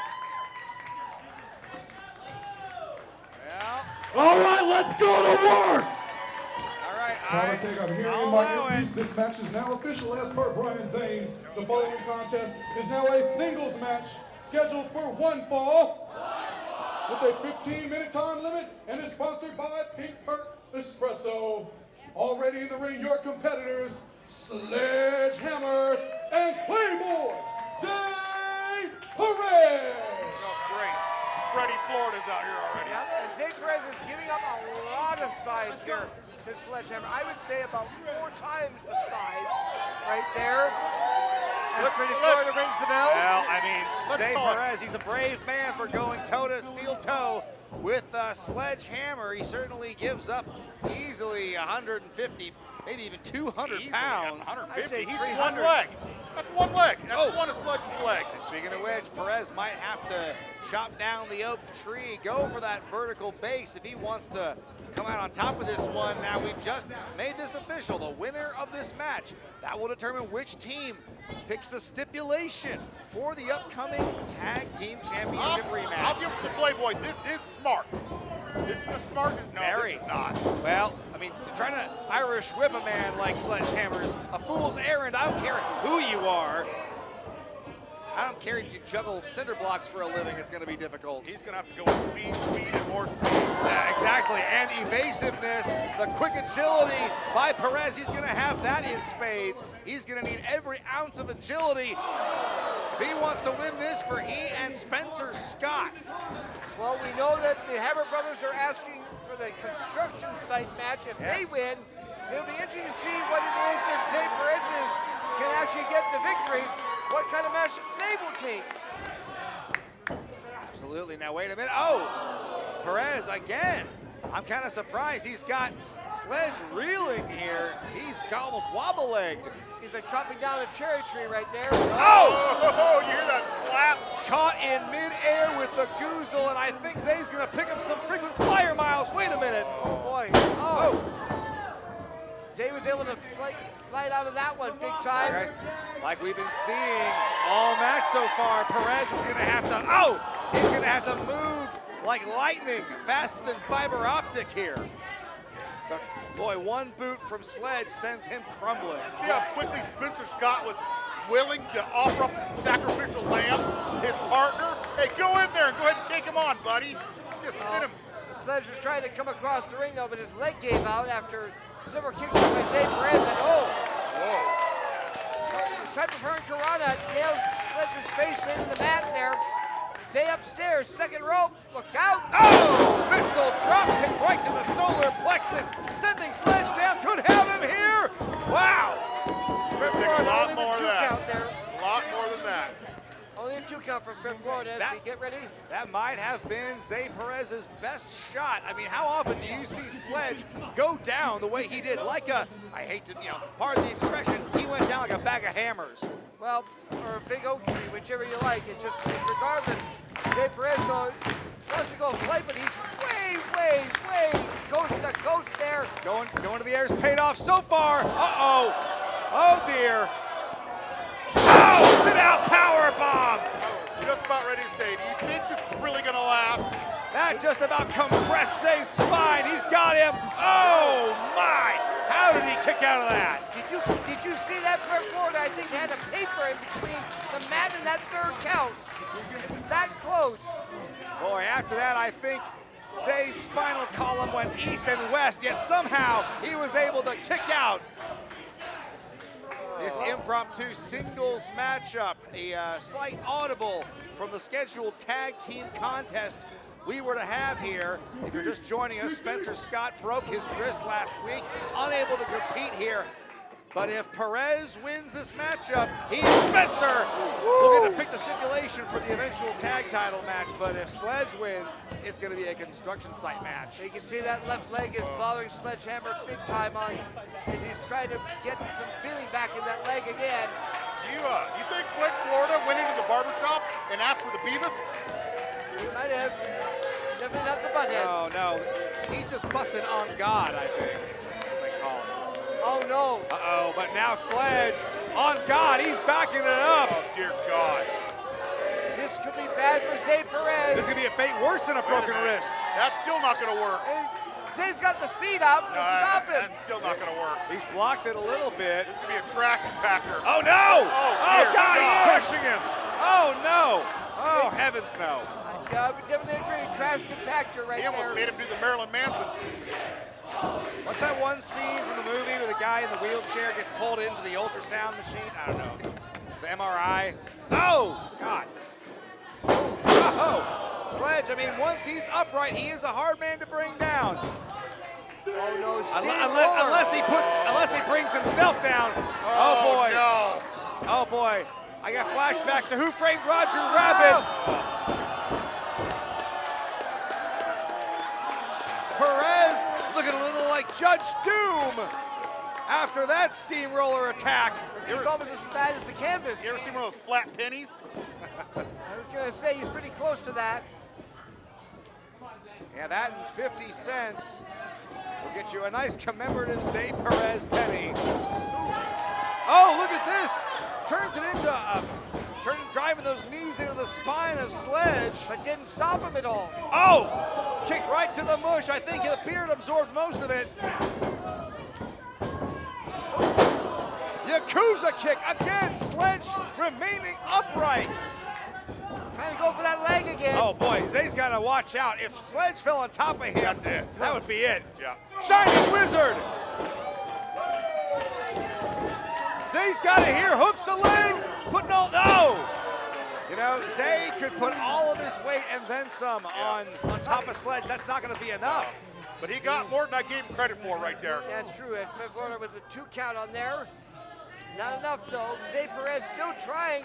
He's still got something in him. I don't know how he's able to do it. That steamroller could have taken him out. He's fighting for that inside track. He knows that if he wins and they get to choose a stipulation for the tag title match, that alone gives them an advantage. But I will say in this matchup, though, it's great to see that even though the guys are outside the ring, they're not getting involved in this match. Like I said, mutual respect here as Perez comes off the top. Oh, Sledge catching him like a bag of cement. Oh, no. Oh, boy. Spins around. Oh! Bye-bye. This is it. Like flying off a a spinning crane. How did he even move to Perez get up? How did he even get up? Instinctively rolling toward the ropes, and that might be the best thing he could have That's done. the smartest thing he could have done the whole match. Sledge grabbed that The one cover, leg. and look at Oh, did you see that cheater right there? Wait a second. Now, that was pretty dicey by Spencer Scott. He put Zay's foot on the ropes, but the referee missed it. What a cheat. That would be something you would do. Like I said, hey, you know, this is a rivalry. We still have to remember at the end of the day, these are our competitors, and they have their eyes on the prize. I never had a cheat like that. Really? As you can see, Sledgehammer taking a look at Spencer Scott now.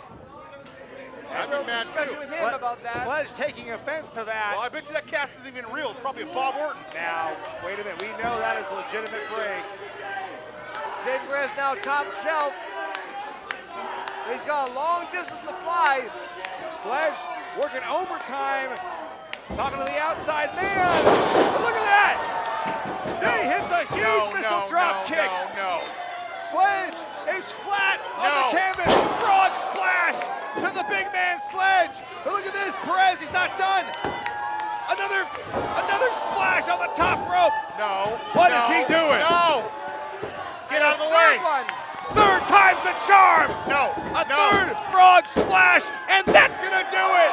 Perez beats the big man Powder Sledge. Keg, your winner of this match.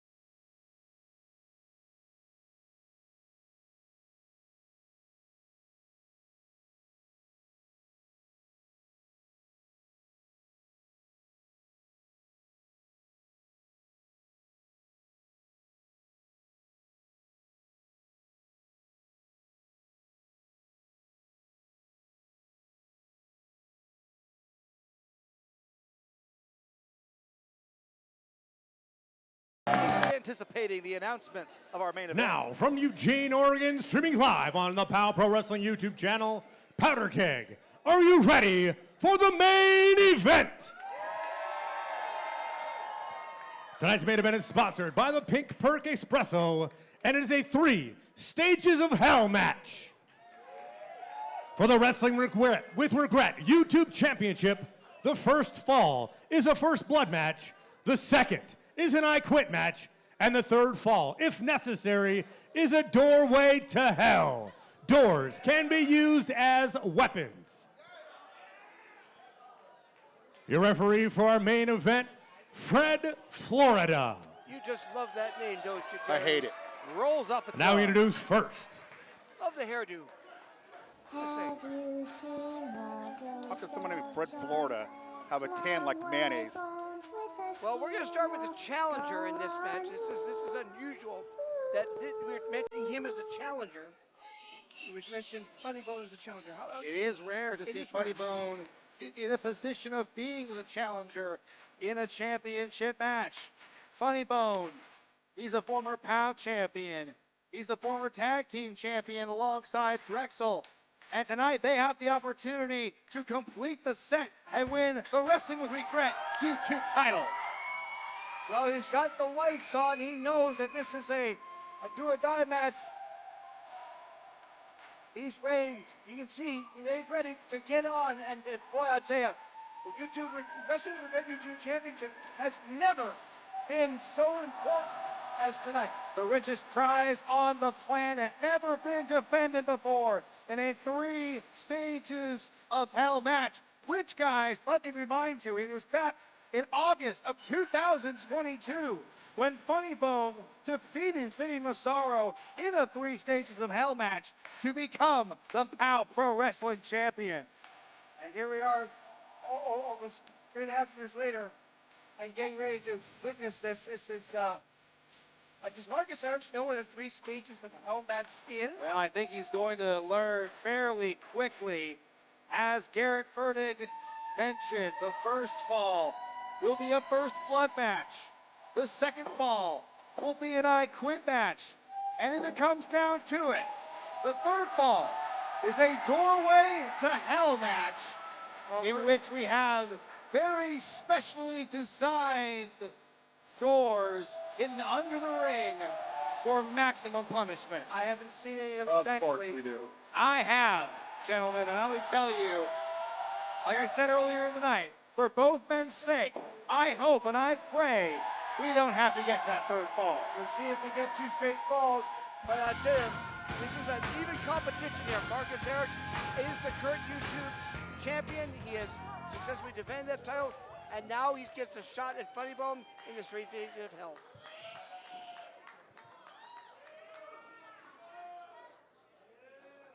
Now this is certainly going to be the biggest opportunity for the opportunity to come out on top here. I mean, it's a huge challenge. You think about the history of these two. Marcus Eriks debuted for POW.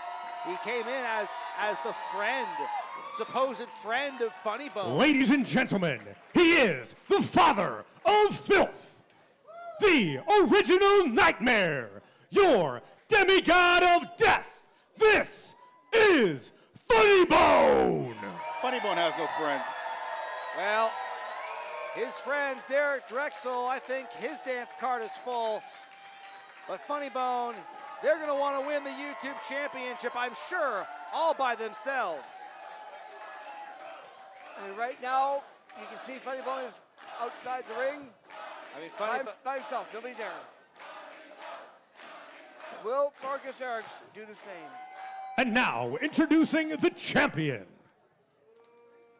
I am Marcus Eriks, and you can't stop.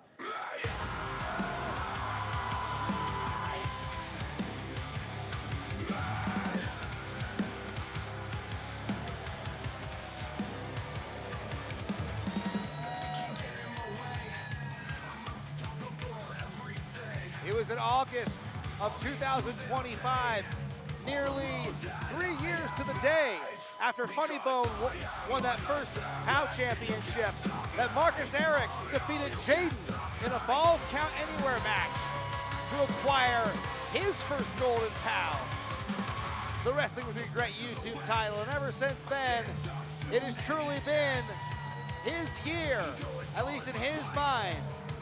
He has defeated Ocean Avery. He's defeated Funny Bone by disqualification. But right now he's got nowhere to hide because it's 3 stages of hell, no disqualifications, no way to get out. That was the thing I was going to talk to you. No escape. The last match was a disqualification. This time the disqualification rule is gone. They are going to be fighting in Funny Bone style of match. You think about last month at the Fall Classic, when Marcus Eriks even tried to interfere in the cage match between Funny Bone and Vinny Massaro. He put that roadblock in Funny Bone's way. And in the end of the day, Funny Bone still comes out on top and gets this From championship match. Van Nuys, California, weighing in tonight at 225 pounds, he is your Wrestling with Regret YouTube champion, the Opportunity, Marcus Eriks. Marcus Eriks does not want to become the second champion to lose their belt here tonight. And he's got 3 chances to hold on to it, but how will he fare? How will he survive this trip to hell with the devil? The demigod of death, I don't know, but the devil's Drexl. But now he's got to deal with, the demigod of death. Well, Funny Bone is devilish in their own right, for certain. Holiday season for everybody. Here we go. The bell rung. But neither man is stepping forward towards each other because, quite frankly, once they connect, nobody's all bets. No one's safe. All bets are off, and right now I think Funny Bone is waiting. I think he is gonna let it marinate a little bit in Marcus Eriks' head. I'm shutting a little bit with anticipation on this one because I can only imagine what this is going to look like. Oh, the psychology of it all. We know that Funny Bone excels in matches where rules are out the window, when weapons aren't only encouraged, they're allowed. Well, as Batista once said. Funny Bone's already giving it out there to shut up what he wants to do. He's already taken it to an R rating. Here we go, and he Good starts God. right off with a kick. Remember, no pinfalls or submissions Oh in this my first God. round. It is strictly first blood. The first individual to draw first blood from their opponent wins this first round. And I tell you, I think Funny Bone, I should say, really wants to make Marcus Eriks bleed tonight. Well, I'll tell you, that's the one thing you're going to see is these guys are going to be pounding each other in ways that you've never seen before, just because they're going to be looking to gain that one advantage of somebody bleeding. That's just the way it is. I'll tell you this much. Marcus Eriks better hope and pray he makes Funny Bone bleed, because I don't think he's going to be able to make Funny Bone say, I quit. And does that matter where he bleeds from? I mean, he could be bleeding from the chest. Do you see those chops that Funny Bone directed? It'll have to come down to the referee's discretion. Referee Fred Florida. And right now, well, we've lost contact with them, yes. From where I can see here, but they're fighting in the bar area. And right camera now, crew's got that. Funny Bone bringing Marcus back to the ring. For Marcus Eriks, he needs to protect himself from getting into a position where he could be busted open. Absolutely, the head is a target for both individuals. His skin is the softest in that area for sure. Oh, who can forget Bumps in the Night 3D last October? That face there by Funny Bone. When these two waged war in that 3-on-2 handicaps barbed wire steel cage match, it was Funny Bone and Drexl against Marcus Eriks, Dr. Cleaver, and Eliza True and Despicable Me. And in the end, it was actually Funny Bone's bride-to-be who helped slam the cage door shut on Marcus's head, allowing Most Violent to win. And you know, ever since then, Marcus Eriks has been letting that night stew in his brain. He wants revenge. Well, World Pies is not the same right now. It's all over the place. We've been in the front door. We're now heading towards the back door. They are really exploring the space here at World Pies. It is jam-packed, and it's hot as hell here in this building. In the audience now. In the merchandise area. Funny Bone may be looking for things, implements of some sort. I don't think there's anything sharp over in there by the Alpha Sigma squad's table. Well, you never know. But there might be some weapons of destruction over by Drexl and Funny Bone's side of the table. And folks, you never know you never know what's gonna happen in a POW Pro Wrestling event. You never know where the action will take you. Well, so far it's taking us all over the building is what it's done. Absolutely. Everyone's getting up, trying to get a good view of this. Oh no, Funny Bone rammed face first into the steel ring post. Oh, I do not like the looks of that contact, guys. That might have been the opening that Marcus Eriks needed. And goes, oh, you know what? Oh! What the hell was that? Hey, good. It gave Fred Florida some color. What? Funny Bone with the red mist. Well, I don't think Funny Bone is bleeding, but he's got some red viscous fluid dripping out of their mouth right now. That's not the worst thing he's had on his face on a Saturday night. What in tarnation just happened? I don't know, but Funny Bone's looking under the ring right now for things. Boy, if you're the referee in a Funny Bone match, I feel bad for you because, historically speaking, it never ends well. Well, Fred Florida right now is in some serious trouble. I don't think he can see. The referee's going to need to be able to see in order to call it. It's a first blood match here in the first fall of this 3 Stages of Hell match for the YouTube title. Well, Funny Bone's grabbed a chair now. Well, make it 3. It could be a very unhappy holiday for Marcus Eriks if Funny Bone has their way tonight. Fred Florida still trying to get the red mist, whatever the hell that was, out of his eyes. He's completely incapacitated. Wait a minute, I believe, yes, it looks to me like Marcus Eriks has been busted open. You're correct, Bulldog. He is bleeding, but the referee, I don't think, he can't make the call. He can't call what he can't see. Funny Bone, I don't even know where they went. They went back behind the curtain, apparently. Wait a minute. Marcus is bleeding. Yes, but his back is to the referee. The referee can't see him. You're correct. The referee has to see him. Wait a minute, what? Well, you're right. Funny Bone got now? Well, he's going to wipe off Fred Frolita's face. Funny Bone, that's the first charitable thing I've seen them ever do. Getting a rag to help the referee see better. That was right neighborly of them. Oh, downstairs. Eriks taking Funny Bone to Dick Kick City.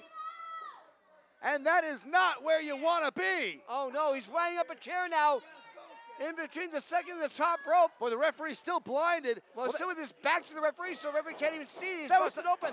And Wait a minute. Oh! Funny Bone ran face first into that solid steel chair. Oh, boy, and he is busted open. You can tell right now. Funny Bone, they are bleeding. And wait a minute, well, they're both bleeding. Oh, wait a minute. Who's the referee going to see first? Eriks is now, wait a minute. Yeah, smeared into his face. Look at this. Eriks conveniently keeping himself out of the referee's view. Yep. And now he sees Brilliant. Florida seeing Funny Bone is The winner of the first fall, as per referee Fred Florida, Marcus Eriks. Marcus Eriks comes away one win away, one fall away from retaining the YouTube championship. But guys, The second fall is an I Quit. and look at this. Oh no! Eriks cleaning Funny Bone's clock with the YouTube championship. Now, what's this second fall? It's an I Quit rules. Oh, my goodness. I don't know how Marcus Eriks, he may have pulled a fast one on Funny Bone, making them bleed here with the referee not seeing his own wound. But how the hell is Eriks going to make Funny Bone say I quit? Oh, the powder keg letting the champ know how they feel. That's not very nice. As now, Funny Bone behind the 8 ball. They're going to need to make Marcus Eriks say I quit, and it'll have to come to that third fall, the doorway to hell match. Oh, and Funny Bone extending the middle digit. And again, defiant. Oh. That's Funny Bone for you. DDT. And remember, no pinfalls. He's going to have to beat Funny Bone into submission. He's going to have to beat Funny Bone to the point where Funny Bone says, I quit. I don't think that's in their vocabulary. Referee checked and see if he wants to give up, and Funny Bone, I think, said something we can't say on air. Certainly not even on the Wild West of YouTube, as its champion, Marcus Eriks, putting the boots to the challenger. Funny Bone hoping to make history of their own here at POW Pro Wrestling, becoming the first Grand Slam champion. But right now they are down one. They have been busted open. So is Marcus. It is a very, very bloody match already with these two, and they are just pounding away at each other. I mean, who's going to give up? I mean, what's it going to take to get somebody to say, I give up? Eriks is feeling very confident right now. He's got Funny Bone really reeling here. This is very reminiscent of what happened last month in the cage when Vinny Massaro really had Funny Bone down and dead to rights. Yet somehow they overcame that. But look at this chin lock. I don't think he's going to say I quit from that. No, but the thing is, if he puts him out there with a sleeper, he can't say anything. I mean, you'd have to give up at that point, I guess. Well, Maybe again, TKO. again, it's the referee's discretion. The That's rules true. are it's got to be I quit. Submissions don't count. Passing out is not going to count here. Does Marcus Eriks know that, though? He better, because it's not going to be enough to render Funny Bone unconscious. I'm sure they would prefer that. They would rather die than say I quit. That's true. Either man right now at this position. It is gut check time for Funny Bone. They have been busted open. They are no doubt dizzied at the point of delirium as Marcus Eriks continues to clinch that hold and squeeze the life out of Funny Bone. Fred Florida right now taking a look close in the action right there.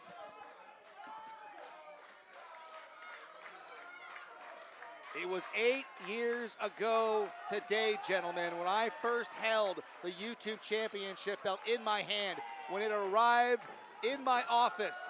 And since then, 8 years, 9 champions, and tons of amazing matches later, what an honor it is to have the belt defended here tonight in the main event of POW Pro Wrestling. As Fred Florida looks in right now at Funny Bone, and he's leaning in on Marcus Eriks, but he's asking either man if he wants to quit. And I don't think he's getting any response at all. We have leveled the playing field with that back suplex.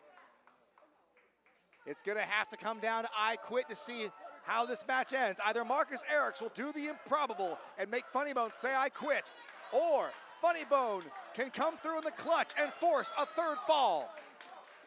Fred Mother Junkin, Florida. You said it.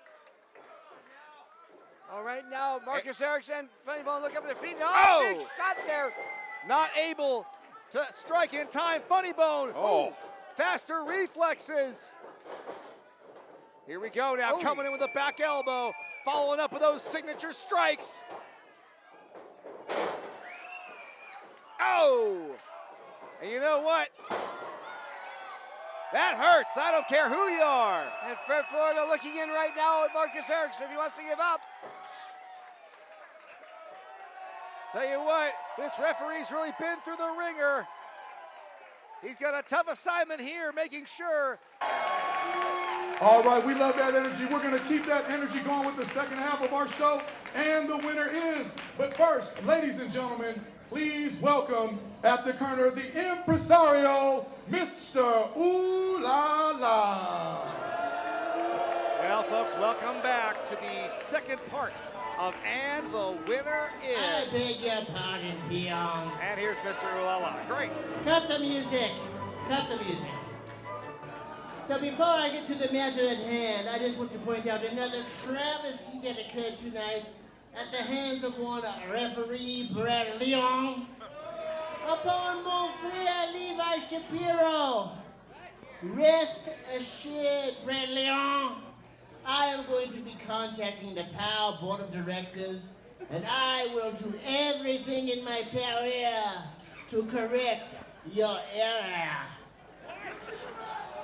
Now, I have been granted the courtesy of finding out who you all chose for the most hated of the year. So let's see the nominees, eh?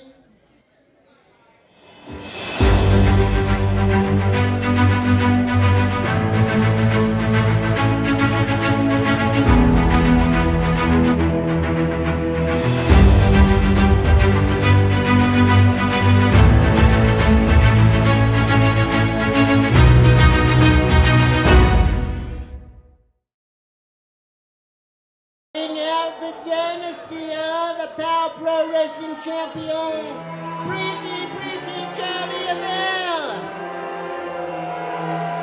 The Dynasty. There he is. Charly Avell, flanked by Los Sicarios. He is knocking on the door of a year as POW champion, and he is the recipient Now, of the most hated. personally, Charly, I would take it as a compliment that these morons here at World Prize in the powder keg chose you as the most hated because they have zero taste. Zero taste. In fact, you've had quite the year. You know, we used to be associated. Our contract ran out. You decided to go your own way. That's quite all right with me because you've gone from the dregs with Drexl. You overpowered the Tower of Power of Amira. And you're on your way to being the longest reigning POW champion of all time. Just about So it's 40 a days foregone away. conclusion that you will win the Wrestler of the Year later tonight, eh? You best believe I'm gonna win another award tonight. I appreciate each and every single cheer. And I thank you all for voting for me. I'm not sure it's cheers he's Bunch hearing. of haters. Come on! Cheers. seen how much has changed since we've been together. Let's hear it one more time for pretty Charly, huh?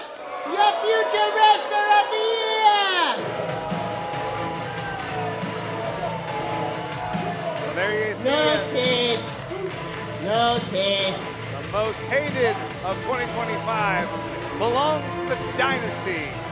And guys, somebody else who's gotten his own bit of hate in the last few months is Kris Brady, who really rubbed people the wrong way with his callous attack of that man in the ring right now, King Naja. And with that counter K, we only have a couple of awards left, so stay tuned to find out who wins those final 2 awards that you voted for. We're going to keep the action going because, ladies and gentlemen, the following contest is a singles match scheduled for one fall with a 15-minute time limit and is sponsored by, Team Naja Supplement. So if you're looking to get your booty right for the winter of the summer, holla at your boy. I'm going to get you right, get you tight. Introducing first. I'm just going to mention, take a look at the fact that was all over Charly Avell, but said nothing about Sicarios as dynasty members. I was going to ask you. But speaking of which, Marcus Eriks, another one.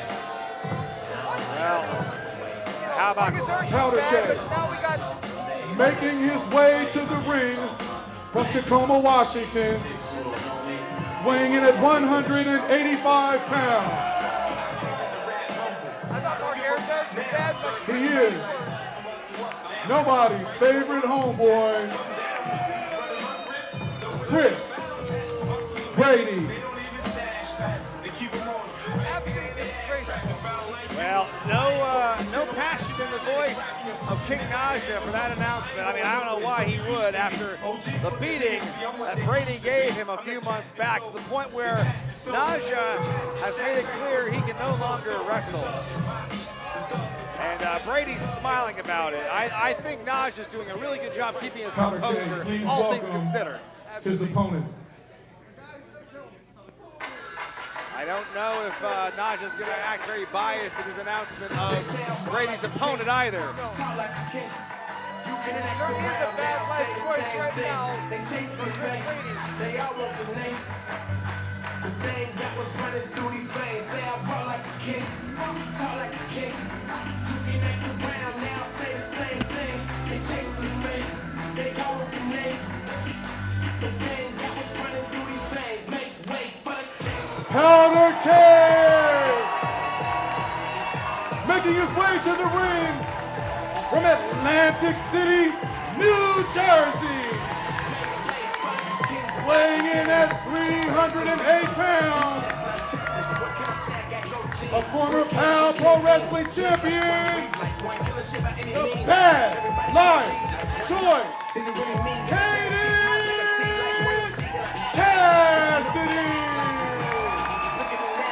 Cassidy, former PAL Pro Wrestling champion, coming here for a fight. And I tell you what, he's going into this. It's a matter of pride, not just for himself, but also for the pride of his friend, King Naja. These two, Naja and Cassidy, ran together as part of the Empire. They've gone their separate ways professionally, but the bond was always there. That jacket's a bad life choice. Well, he's going to give up a lot of weight, about 80 pounds or so right there to Caden Cassidy. Yeah, but Cassidy's on the way out. Well, On the way out. Yeah, his time has come and gone. This is a new future is Kris Brady. I'll tell you this right now. He's washed up. Now Brady, Cassidy's washed up. a former Wrestling with Regret YouTube champion in his own right, also looking for a renewed sense of respect and acknowledgement here at PAL, which I think is at least partially led to this change in attitude of his over the last few months. Taking shots at Naja and threatening Hoochie Daddy's fiance, among other things. Show you the kind of human being he is. Big suplex, boy. Cassidy just forced him over. Going for it again, but Brady says no thank you. Oh, Jesus. And another big one, another huge suplex. Damn near knocking Brady out of his shoes. This could be over very quickly if Brady doesn't get his act together pretty quick. Well, that's going to work too if he drapes the arm over the ropes. That's right, Brady dropping Cassidy throat first over the top rope, giving him an opening here, and now Brady appears to be in the driver's seat. I was hoping Caden Cassidy would have kept on that Downtown Abbey jacket. Downton, sorry. Here we go, look at this. Brady using a bit of momentum. Simple machines to pull Cassidy over like that. You know, Martino's checking him out right now, making sure that he's able to go. Here we go, going for the cover is Brady, but Cassidy still feeling too strong at this point. It's gonna take a lot more to bring him down. Of course, making sure you're doing the hashtag with. That's right, use the hashtag POWWinner. And of course, if you are enjoying this broadcast of POW Pro Wrestling, it's Oregon's only live and free streaming monthly broadcast for wrestling. Oh, I thought you said hashtag washed up. Why don't you show your support for POW by contributing in the super chats? And we'll read your comment live here on the air as Brady looking to take a souvenir home with him in the form of Cassidy's arm. Well, he's trying to at least. I think for sure Cassidy's going to wear the footprint there of Brady. Putting the boot up, stopping Brady. Cold, that's going to cold cock him. That right hand. I tell you what, Caden Cassidy, he's a crowbar. He will enforce his will on you. But again, Brady attacking that arm and going for the cover again. Could have him. Boy, you can see Cassidy has been nursing that arm. I saw about a minute ago. It was almost hanging below his shoulder, but now Brady sees that as a weakness, as a target. It is. You got to go after it. Well, you know, one thing is for sure, he's definitely working a body part, but you know, Caden Cassidy's so big, I'm sure he's not going after the legs. Well, right now he's going with what works, and right now going for the arm is highly effective. I'm not saying Caden Cassidy's still not a big and bad man, but what I'm saying is Caden Cassidy's going to be trending after this hashtag washed up. After this match. I don't know about that. King Naja, our ring announcer, at ringside. Unusual for him, but he is firmly in the corner of Cassidy, fighting for his honor. Of course, Naja unable to compete now. Brady, just the assault was so severe, forcing his hand at retirement. And so we see here now with a sleeper applied, he's bringing Cassidy down to a knee, and this could be the moment for Chris Brady. Just a reminder for everybody, we will be back at World Pies on February the 14th for Valentine's Day, a special event there. Check us out on the YouTube channel if you're not able to make it. But if you want to get a seat to see everything, get it now, because I'm going on sale Monday. No hotter date on Valentine's Day than POW Pro Wrestling Heart Punch. And look at this, Caden trying to get Brady off his back the hard way. Should have got his hooks in. Look at this now. Oh! Oh boy, Cassidy may have gotten a little bit of that senton, but Brady avoiding most of it, coming down with that drop kick. And he's grabbing that arm again. Could have him here, go for the cover again. That splash is a bad life choice. Tell you what, every time Cassidy kicks out of a pinfall, that's going to exert a little bit more energy. Here we see the code red armbar applied. And Cassidy here, he's got to think fast as to what he wants to do. It's a tap or snap situation unless he can maybe change his positioning. Well, he's got the arm bent a little bit. He's never fully straightened. Cassidy, just a little bit. That's one thing you can count on is his arm strength. And look at that. And his granite-like fists coming down hard onto the skull of Brady here. That might be his best defense, and there you go. Breaks out of the armbar, having a chance here, but again, Brady just too quick. Good move. Oh! Throwing him down with ice. How did he have enough strength in that weak arm? Face that. I think he used the other arm to push him down.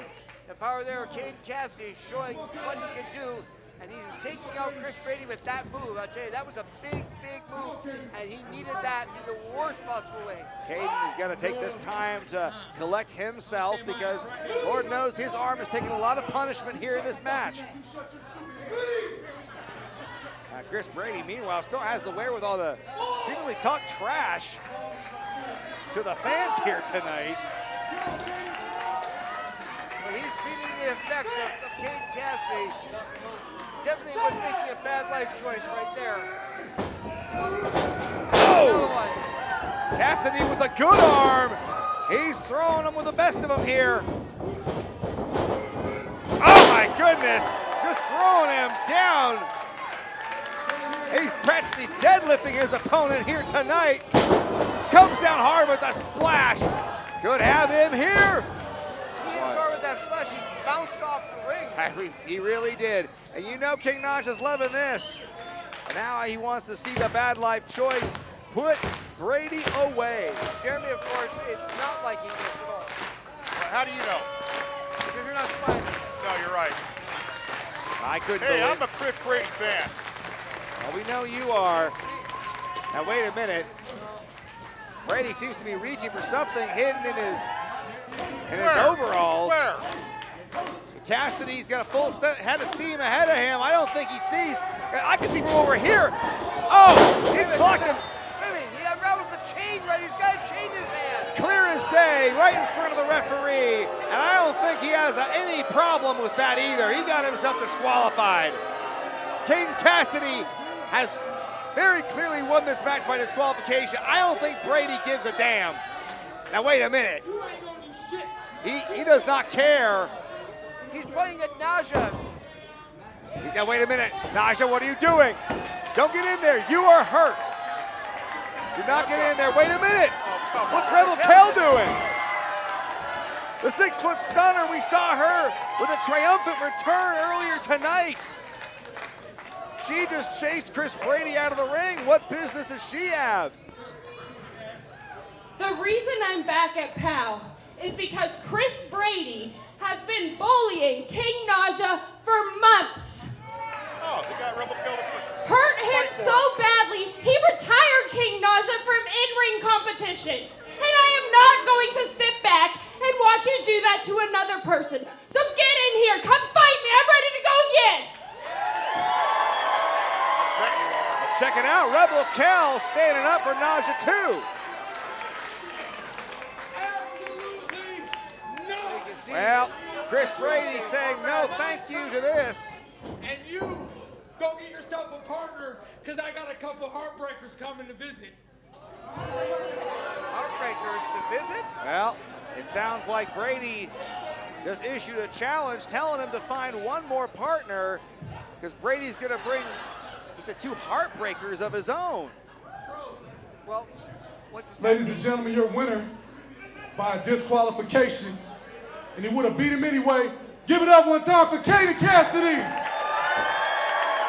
The Kingpin gets the win by way of disqualification. And one more time for the 6-foot stunner, Rebel Kel. Well, Cassidy's gonna have to ice that arm up, and boy, maybe check to see if he got a shiner after getting blasted with that steel chain by Chris Brady. They are gonna have to fight another day. See that Chris Brady affects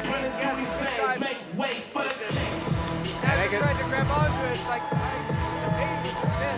they can thank Rebel Kel for the assist, and it sounds like we've got a 6-person tag match to look forward to next month at Heart Punch Valentine's Day Eve. I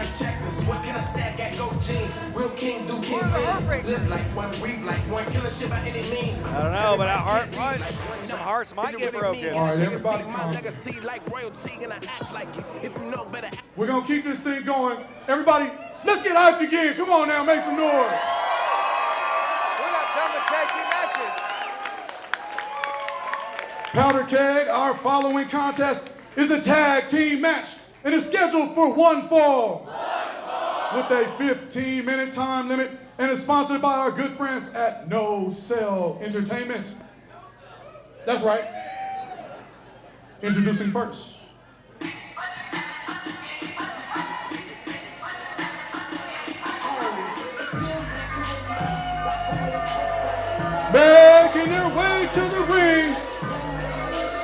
Fraternity Row.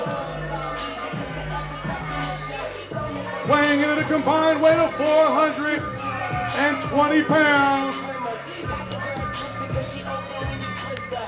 C-Man, Caleb Kennedy, and the Tripod, Brendan Royce, the Alpha Sigma.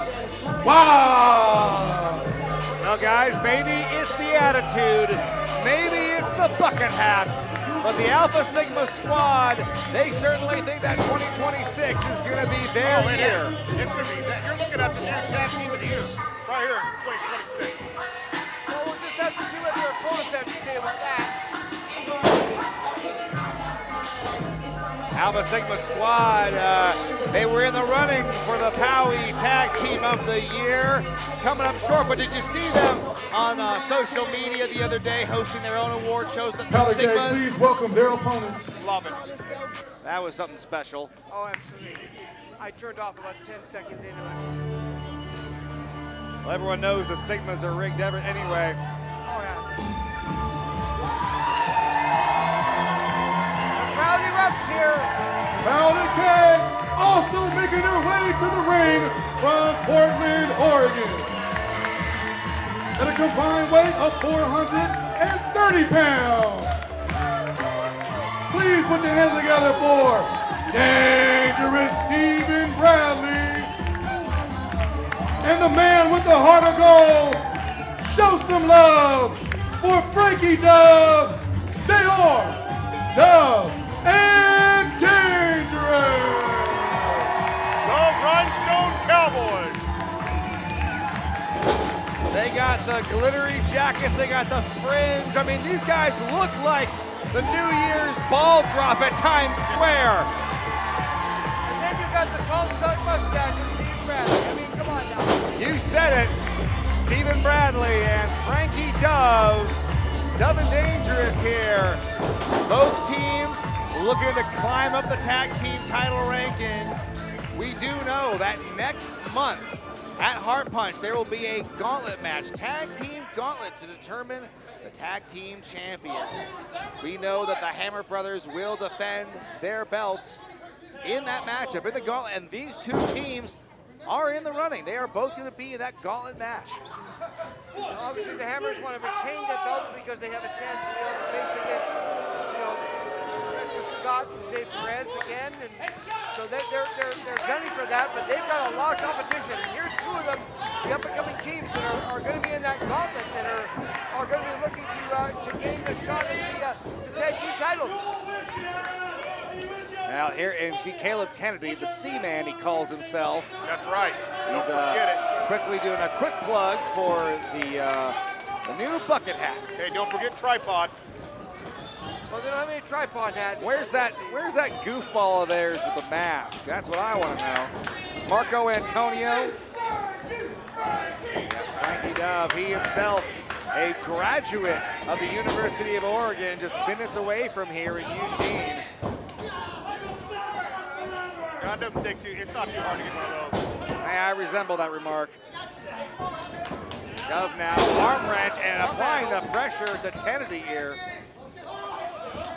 As you can see, the Tandy's favoring that left shoulder right there. That's something that Frankie Dove could be looking at right now with the pump handles. Takes him over. Dove and Dangerous, one of the most popular tag teams here at POW, still looking for some momentum, looking for the right opportunity to get their shot at gold. They've knocked on the door a couple of times. Oh, goodness, some double team action. Oh no, look out. Going awry for the Alpha Sigma squad, look out. Oh, Brendan Royce is a nutcracker twice. What is that, a malfunction at the junction they call it? Yes. Oh no, oh no. I mean, that's just like a rally. That's repeated trauma right there. Oh no! That's fraternity hazing.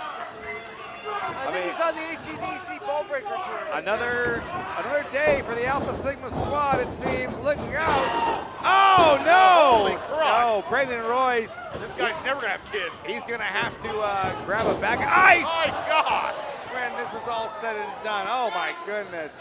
You know, we've seen that one English thing, I think it was Monty Python or something like that, with the goalkeeper in there getting abused and beaten up all the time. And Brendan Royce right there is that very much so. At a certain point, you got to institute a mercy rule. But look at this. Stephen Bradley with the strength. The stalling vertical suplex comes crashing down. He's hurting everywhere. We want to thank all of you. Oh, count of two. We want to thank all of you for tuning in and watching this live broadcast. Here we do this every month here at the POW Pro Wrestling YouTube channel. You'll catch us next February 14th for Heart Punch.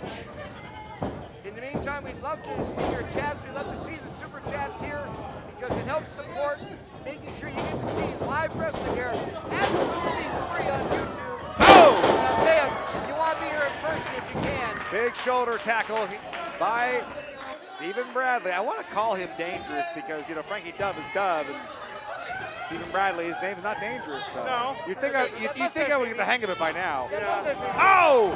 Cheap shot by Kennedy. That's gonna blur the vision of Bradley for sure. But Dove, hey, nothing flies quite like a dove. Throwing up the O, or maybe it's a heart, I guess. It's not a peace symbol. He's certainly acts like a bird of prey with that slingshot dive. But now you see Roy's taking advantage. That's just the problem, though. He took out one. They have to worry about the other.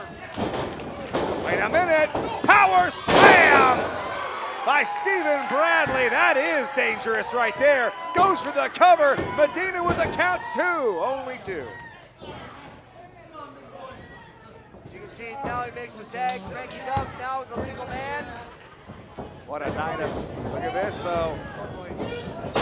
Look at this fast and fluid double team action here by Dove and Dangerous. Tell you guys what a night of action we have had so far as we go for another cover. Royce kicks out of two.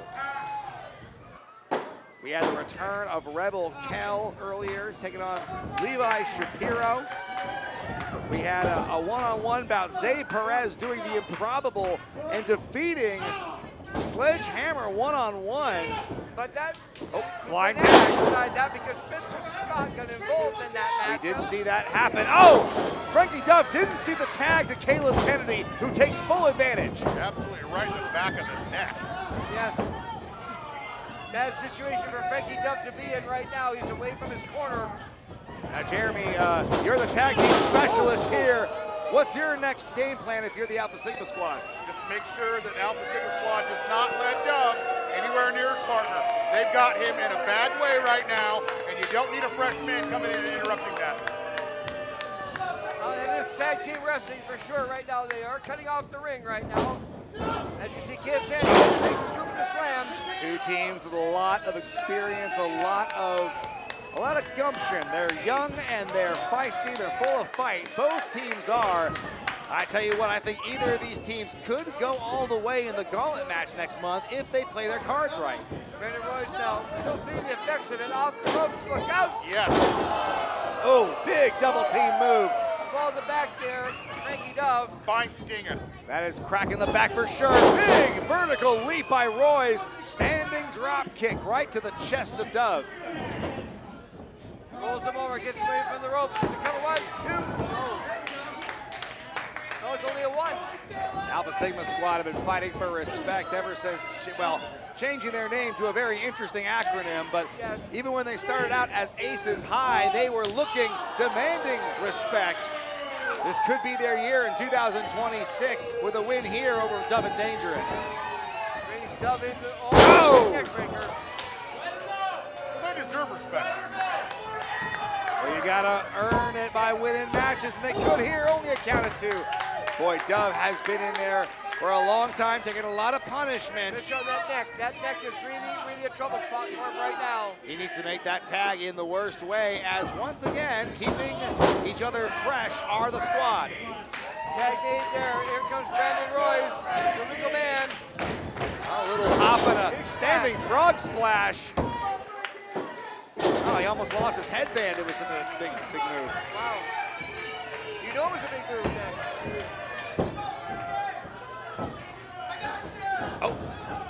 I want to know which one is the alpha and which one is the sigma between the two of them. Oh! Fighting their way. Frankie Dove, he's going to have to fight his way through his opponent to get a tag. Look at this! Inches away! Oh, wait a minute, though. Kennedy with a distraction. Tag was made. No tag. Tag was made, but the referee did not see it. No tag. No tag. Maddie Medina, she was out of position and continues to be as the Alpha Sigma squad getting their shots in. Oh, yeah. Gotta love the ass. Tell you what, they will fight for respect, tooth and nail if they have to. They'll fight dirty. Oh, they certainly are right there. Now you can see the quote-unquote legal tag made there by Caden and Sandy. Powerbomb, possibly. Wait a minute, head scissors, sending Royce into the ropes. On the tag made it comes done. Here comes Dangerous. Bradley with the opportune moment to tag in, and right now, let's get dangerous.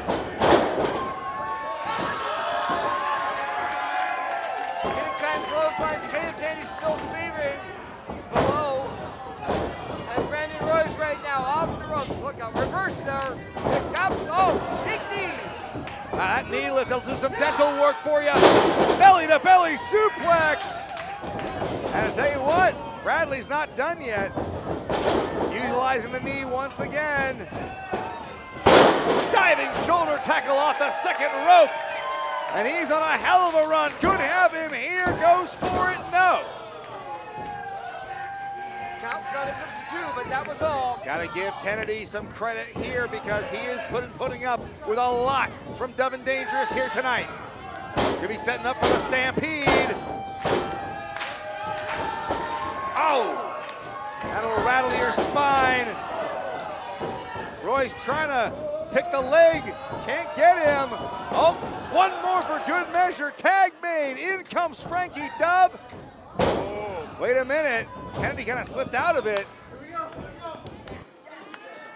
What are they setting up for here? Wait a minute, Royce. Oh, he trips him up in the middle of that fireman's carry. Breaking up whatever plans Dove and Dangerous may have had, but look at the forearm. Oh, right now there's a big scrap going on the outside of the ring. As Dangerous, Stephen Bradley working with Brandon Royce. Bradley and Royce are brawling on the outside, but meanwhile in the ring, Frankie Dove with a roll-up and the 3 count. That's okay. Counter kick, your winners, Dove and Dangerous. What a huge victory for Dove and Dangerous. Well, shake your glittery fringe because Dove and Dangerous picking up a huge win, gaining some serious momentum ahead of that tag team gauntlet match.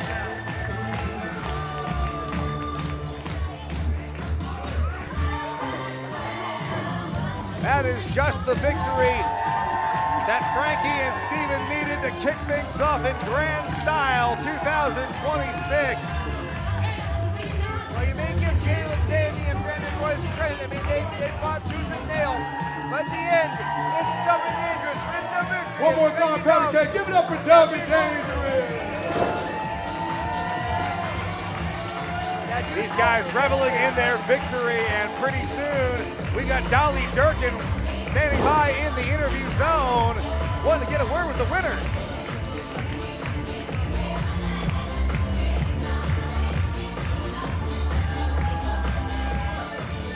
Frankie Dove, Stephen Bradley, congratulations on your win. How are you feeling? You know, nothing better than starting the year off with a win, right? We've been tagging together for almost 3 years now at Pal Pro Wrestling. We've had some ups and downs, some highs and lows. But 2026, this year, we're setting our sights on the Pal Tag Team titles. Starting with the gauntlet match next month, we already pounded ass tonight. And we're gonna keep pounding until we're the tag team champions at Pal Pro Wrestling.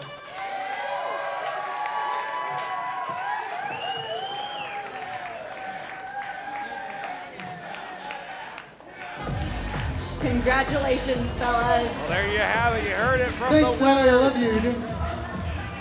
Get a hug from Dolly Durkin, does Frankie.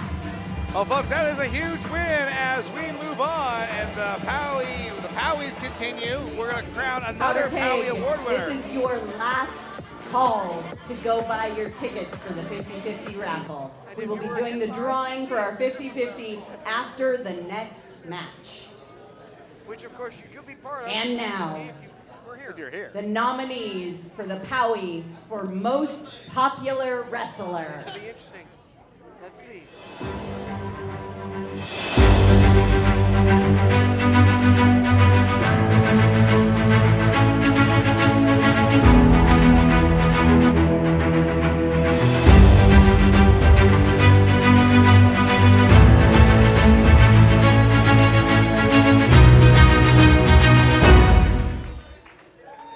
Please join me in welcoming your choice for Most Popular Wrestler, Matt Brannigan!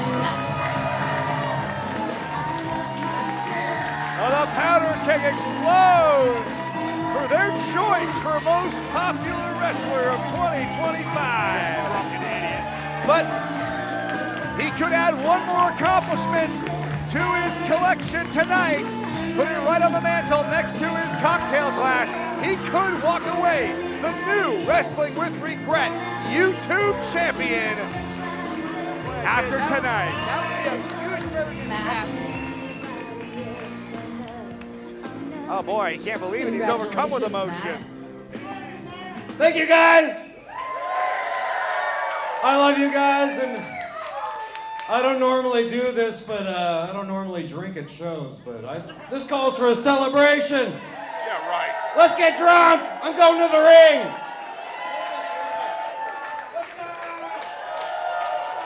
Well, Brannigan is in Powder action. Keg. Our following contest is our first and only title match of the evening. Scheduled for one fall with a 60-minute time limit. It is sponsored by Art House After Dark and is for the Wrestling with Regret YouTube Championship. Making his way, getting a well-deserved post around the ring from Dayton, Ohio, weighing in at 2,042 fluid ounces of Cabernet. Ladies and gentlemen, your most popular wrestler of the year, Matt Brannigan. You know, it didn't take very long for Matt Brannigan to earn the accolades and earn the adulation of the Powder Keg. When he first arrived here a couple of years ago, I mean, he was hated. The people didn't like him, but He's also got the largest bar tab ever at Worldwide. well, and that has earned him, in part, all the adoration, and that's got him a huge boost of confidence going into this. Drinking like a lot, and everybody else in the audience is a lot. Brannigan fought 7 other individuals last month in the wild card warfare match. The 8-person tag turned into a tag team match, turned into a one-on-one contest. And Brannigan had to go through it all in order to earn this opportunity against the opportunity in Marcus Eriks. This is the first time that Brad Lee's ever gotten a hug as a referee. I mean, I wouldn't get around to hugging just yet because you still need to win your match, Matt. But now Bradley is soaked in alcohol. Well, way better than how he regularly smells. You're fine. Introducing the champion. Usually he smells like a wet dog. Well, he's held on to this belt alongside Marcus Eriks has. And unfortunately, well, he's still the champion. Powder Keg, please welcome the Wrestling with Regret YouTube champion, making his way to the ring by way of Van Nuys, California, weighing in at 225 pounds. He is the Opportunity, Marcus Eriks. It was back in August when Marcus Eriks had arguably the biggest win of his career to win the YouTube title. But it was possibly outdone last month at Silent Night, Violent Night when Marcus Eriks went through hell and back, defeating Funny Bone in the 3rd decisive fall to retain the YouTube Championship. And I don't know about you guys, I don't think Marcus Eriks has any patience for Matt Brannigan. And I gotta wonder how Marcus Eriks is gonna be handling this match, considering he got beat up pretty bad with the rest of his Funny Bone. But he's not gonna put up again Matt Brannigan anytime soon, and it'll be interesting to see what Brannigan can come up with. Most sober people don't have any patience for drunks. This is the second championship Brannigan has competed for since coming to Pal. Hi, how you doing? Good luck. Oh, how are you, buddies? Hey, I like the cut of his jib. I think he would make a you do. fantastic YouTube champion. I bet you do. Not to discredit Marcus Eriks, he's done a great job with the championship as well. I mean, if you're able to go toe-to-toe with the likes of Caden and Funny Bone and defeat them and come out the other side the winner and keep all the spikes in your hair in place, hey, that makes you worthy in my book. True story. Well, it'll be interesting to see what tactics Marcus. Well, hey, that could be an illegal weapon here. If he headbutts him, it could be, yes. Bradley will have to keep a close eye on that. Bradley, the third man in the ring as this YouTube Championship match is officially on. Well, at least for Marcus Eriks, he's not having to contend with first blood or thumbtacks or other chainsaws. All right, this is going to be more of a match his speed because Funny Bone and Matt Brannigan, two very different competitors. But Brannigan, he does have that deceptive style. Some people might call him silly, but I don't think he's a joke. I think he can be very serious when he wants to be. You mean it's not a shotgun on a pole match? As that French would say, je ne sais quoi. He's one of those I don't know kind of He's got a certain I don't know what. You're right, Bulldog. It was a couple of months ago at the Fall Classic, Brannigan instrumental in victory against the Dynasty in that War of Attrition matchup alongside Amira and the Hammer Brothers. Eriks trying to, as you can see, they're trying to organize the pace of this match, something that Jeremy Blanchard's familiar with, and pacing it the way he wants it to be. Brannigan is ready to go. That's how you win matches. Brannigan, he is a Powie Award winner here, winner of the 2025 Most Popular Wrestler. Tell you what, it was certainly a stacked field. You saw the Hammer Brothers, Amira was up there. Yep. What I don't understand, it was most popular wrestler, and there was 2 tag teams in there. Well, the thing is, it could have been either or. Both of them were popular. All of them were popular. A lot was taken into consideration for the nominating process. But here's the thing, though. Speaking of Power Awards, so Marcus Eriks is also a Power Award winner with the Feud of the Year with the Funny Bone. Match of the Year with Funny Bone at 3 stages of hell.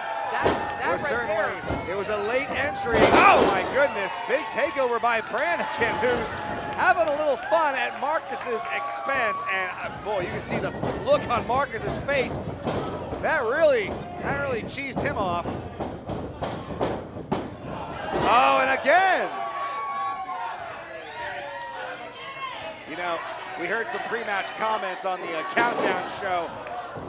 Eriks, I don't think he likes Brannigan's style. He thinks he's a clown. He doesn't think he's taking this seriously. And you know what? With all the spanking, I might be inclined to agree with him. Right there. You answered your own question. Well, it's a trap. You can't say it's ineffective because it's certainly getting under the skin of the YouTube champion. And this might be an effective strategy, but Eriks certainly has been emboldened with that big title defense against Funny Bone. I think if you can defeat Funny Bone in their own game, then wouldn't that make you feel like the strongest man in the world? Oh! Small in the back elbow delivered there by Matt Brannigan. Slowing the pace down from Marcus Eriks. Oh! Look at this, Brannigan. Some quick right jabs. Goes right into a headlock. Oh no! Tell you what, those spikes, I told you. That's what you get. He must have put an extra helping of wax in there. Those spikes look sharper than I've ever seen them. Well, Brad Lee didn't check them, so we don't know what's going on up there. Little history on that one. Brannigan looked like he was throwing the punches like superstar Bill Dundee, and then followed by the bolo punch there of the Crusher. Those are far from Bill Dundee punches. Oh, they were. We're not saying he nailed him. Oh, he did. Oh, well. That's a nice kip up. That's a Brian Zane kip up right there. One more time. Someone pour a stiff vodka drink down his throat. See if you can do it. Well, Eriks, you know, he's giving Brannigan the grace to do this, and I think that's showing a lot of restraint. I mean, why are you going to help him? That is certainly an odd strategy. We'll see if it pays off for him. Don't listen to these idiots. Do not. What are you doing? Thank you. Wait a minute. Well, missed the elbow. Well, wait a minute. Lying in wait, playing possum is Brannigan. Hey, he nailed it. Thank you very much. Oh, look at this. Oh, sit out Uranagi by Eriks. He's had enough of the games. Could be it here? No. Since 2018, there have been 9 YouTube champions. 8 if you don't count vacant. Oh, and Marcus Eriks has set out to become the best of them all here. Look at this, a win against Brannigan, I think would put him in the conversation. I think that would silence a lot of doubters. I mean, if the Funny Bone match alone didn't. Oh, look at this. That was a disrespectful looking, almost a slap to the face. Yes, it was. Ooh, Eriks taking a little damage of himself with that headbutt, but he remains undeterred. He is just stomping away at Brannigan. Slows the pace down to Matt Brannigan for sure. I mean, he's driving the wind out of him with every subsequent stomp. Brannigan not having much of a chance to get out. Almost say it was almost like a great press there as Marcus Eriks working over Brannigan there. Well, you stomp on Brannigan enough, he drinks so much, you might make some wine. Oh! Again. Shots, but makes that shot there by Eriks. Oh! Boy. Big time clothesline. His head went one way, his torso went another, and Brannigan has been laid out once again by the champ. Well, you don't become the YouTube champion without, well, you know, in Brannigan's case, he got out of that one. Here we go for the cover again, and Brannigan, well, he's toughing it out. This is some serious business he's getting from Marcus Eriks. Absolutely. Well, you know, Marcus Eriks has held that title now for several months, so he's just getting a little bit stronger every time. 155 days and counting. Oh my goodness! You can hear that all the way in Corvallis. Big knee left there by Eriks, though. Slows again the pace down for Matt Brannigan. And Eriks using that back elbow to the spine of Brannigan. Not enough. And Pow's choice, the Powder Keg's vote for most popular of the year. He's going to need all that fan support to make it through this one. As you can see, Brannigan laying prone on the mat there. Eriks has him, picks him up by the hair. Side headlock. As soon as he puts that headlock on, he's putting all the weight on Matt Brannigan right there with that push. And you can see he's got all that strength on him, that weight on him. He's trying to really compress and squeeze the carotid artery. That causes the stars to show up in your eyes. If anyone's ever stood up too quickly, well, multiply that by about 100. That's what Brannigan's experiencing right now. Well, he's fighting out of it. He's released the hold. Able to get some deep breaths here. But wait a minute. Oh! Sit out, Blue Thunder Bomb. Oh, he almost had it. How is Brannigan kicking out of this, Jeremy? I don't know. I really don't. I don't know if it was his instinct, some kind of convulsion. Or maybe it's a sugar content or something like that rising to the top. Maybe it's the drinks. Very possible. You got more fight. Get up. Normally these alcoholics need to take a nap, you know. Oh, did you hear Eriks is calling it out? You want to fight? Get on, let's go. He's look at this. I mean, we knew going into this he didn't have much respect for Matt Brannigan. And I think he's really showing it in spades here. Oh, he's goading him now to give him a shot to the face. Wait a minute now. Them's fighting words. Oh, Oh, he gave him a free shot, and he took it to Brannigan. And how's about another one? And a third, going for a 4.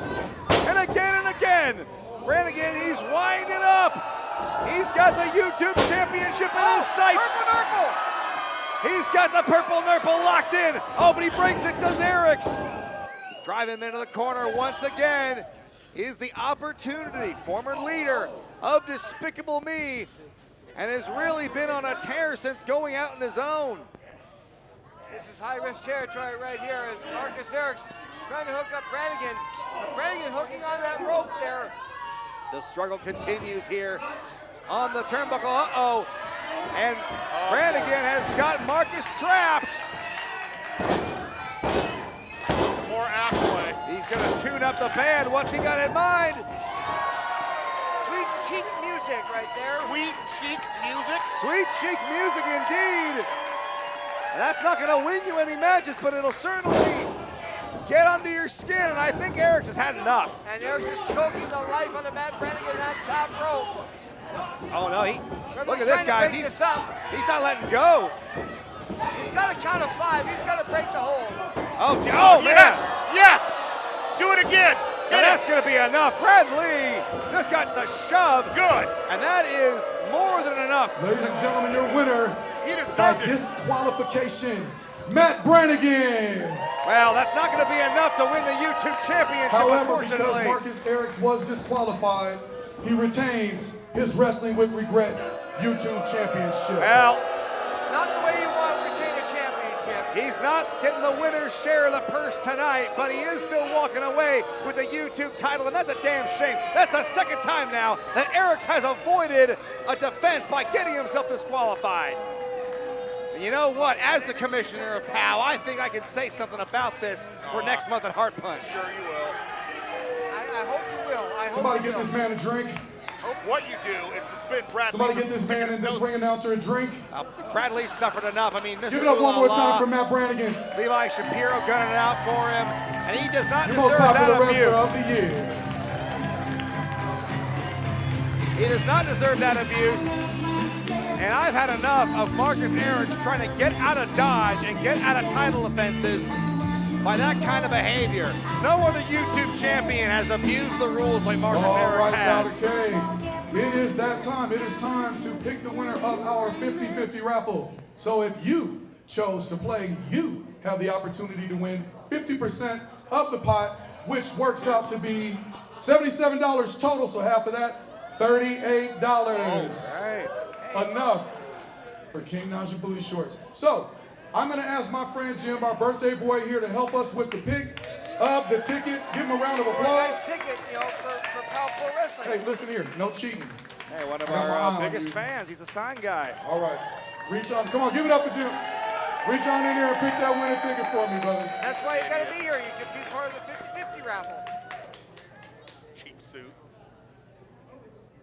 Oh, we have a ticket. Let's see. The ticket number is This is coming to you without a suit. 866179.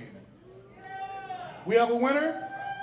We have a winner right here. All right, come on up. Let's validate your ticket, friend, and we will make sure that you get your winnings. And once again, $38 exactly enough for A short trip for that person. Yes. Let's see what you got. You got a lot of tickets. And there's the winner right there. Go ahead and claim your prize, my friend. Congratulations. Thank you again, my brother. Oh, another ticket for him. Let me make sure I get it to him. Tell you what, all the Powder Jim wants Keg to are make sure you winners got here that as tonight well. because they have witnessed some amazing Very well. matches. Thank you, brother.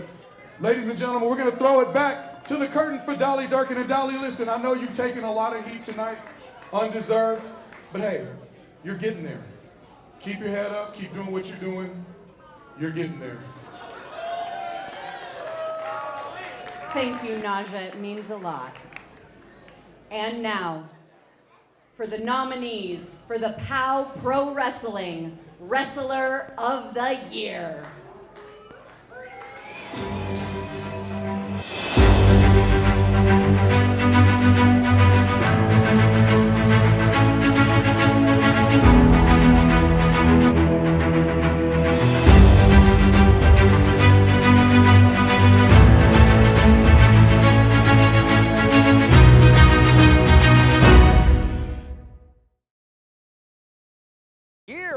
And your winner is Jaden. Pow, please join.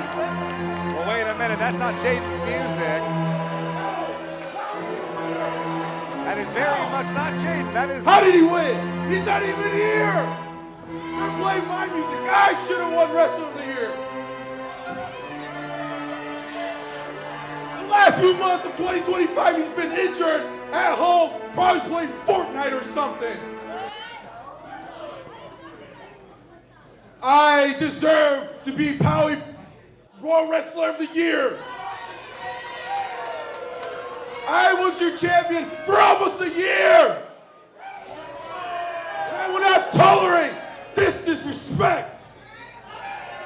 You found yourself, Charly.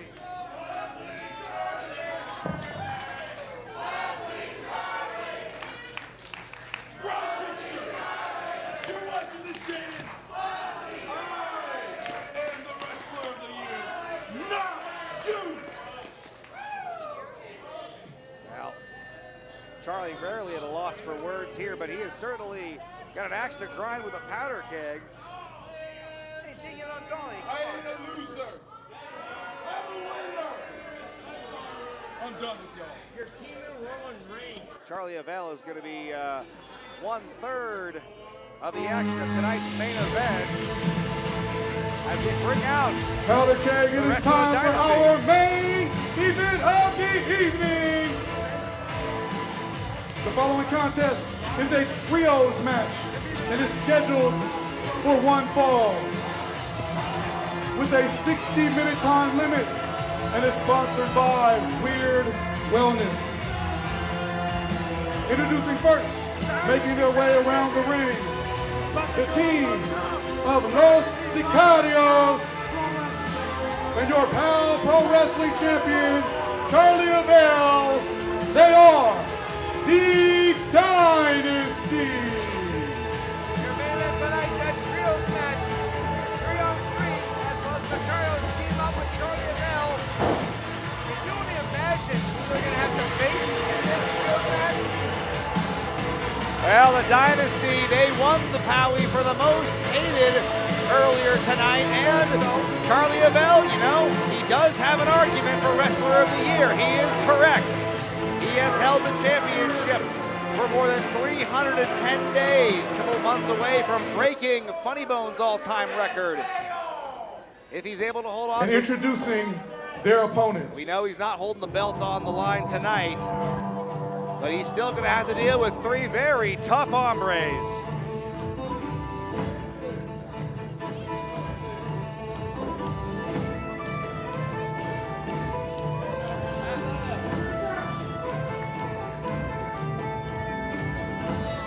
This sounds like an interesting cover of Psycho Killer. It is. Hey, wait a Making their way minute. to the ring from parts unknown,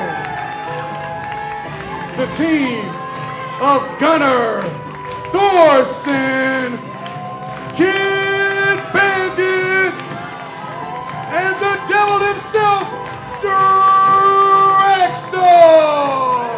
Well, it could be a Viking funeral for the Dynasty. You see the trio of Thorson, Drexl, and Bandit wearing the Viking gear together in solidarity against this treacherous trio known as the Dynasty. Meeting of the minds. Oh no, stop. Look at that. Quick thinking. Attacking the Dynasty, getting the early jump on them, stealing a page out of the Dynasty's playbook. Off the ropes, look out. See here, oh my goodness, double clothesline, sending Avell outside, caught in the waiting arms of Los Sicarios.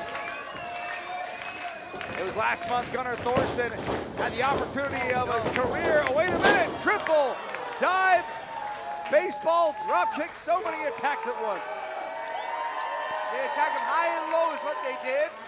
It was last month Gunnar Thorson challenged Charly Avell for the pound title. And Avell did fight dirty to retain. And then we almost had a 3-on-1 beatdown courtesy of the Dynasty, but it was Bandit and Drexl who made the save. Drexl, guys, he has definitely spent some time mentoring both of his partners here tonight. Gunnar right now working over. Sylvester was getting absolutely pounded there by Gunnar Thorson. Right. In the buckle, tag made, here comes Drexl. A homicidal artist himself, former POW Tag Team Champion alongside Funny Bone. No, delivering some sickening headbutts right at Sylvester in the corner. I want to thank you all for having watched tonight's broadcast. And boy, you better believe we're going to have some insane action for you next month, just 3 weeks from now, in fact, right here in Eugene for Heart Punch. Tickets go on sale Monday, 10 o'clock in the morning. Make sure you can be here because you don't want to miss a moment of this, as it looks like a double suplex here. We go, double suplex by Drexl and Bandit. Little Gordon Soul in there for you, all right. Here we go, another one. Oh, goodness. Throwing Bandit right onto the skull of Sylvester with that suplex, and that's a cover. Well, you could call that.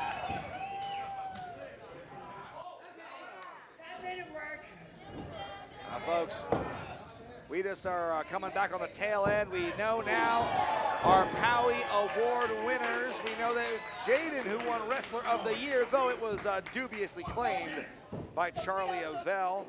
Feud of the Year went to, it was Amira, the Hammers, and Matt Brannigan versus the Dynasty. Dynasty also picked up Most Hated of the Year. Oh my goodness, cold cock to the back of the skull. And a tag team, bit of a high-low there. Tag Team of the Year won by the Hammer Brothers. And Match of the Year went to Marcus Eriks and Funny Bone, that 3 stages of hell contest. Look at this. Gunnar Thorson egging on Sylvester, the striker. The student of Muay Thai. Throwing Sylvester around here.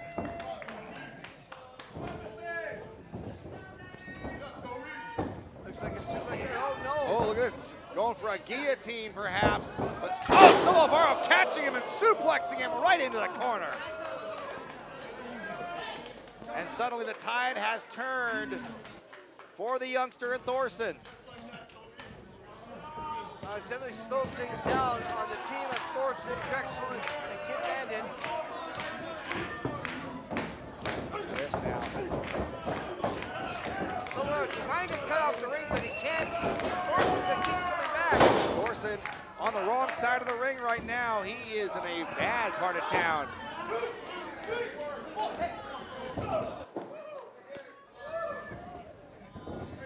Here we go. Now he's in the buckle. Now it's definitely a bad part of town. Jeremy, what would you do in this situation if you're the Dynasty? Well, I would make sure that Drexl doesn't get in, because that guy, he's unpredictable. You got to make sure he doesn't get in. Obviously cut that ring in half, which it looks like they're doing right now. Here we go, cover made by Damon Void, the other half of Los Sicarios. Thorson again kicking out. Not just Drexl you got to worry about, you got to worry about Kid Bandit and those kicks, my goodness. I understand that, but Drexl will find some kind of weapon out of nothing. It just dawned on me, I just realized that Sylvester was wearing tennis shoes in the ring. I didn't realize that was his attire. You know what? It takes all kinds. It certainly does. Here we go now. Void pressing down, putting all of his 250 pounds on top of Thorson, the back of his neck. They break the eyes there. And Bandit now trying to implore to the referee what's going on here. That's only giving the Dynasty more opportunities here. Here we go.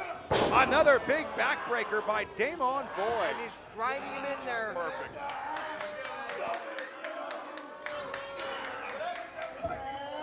This little chiropractic adjustment. Oh, Void, he is the muscle. He is the powerhouse of Los Sicarios. Here, another cover. Just trying to wear out Thorson here, trying to grind away at him. That's the only thing they can do.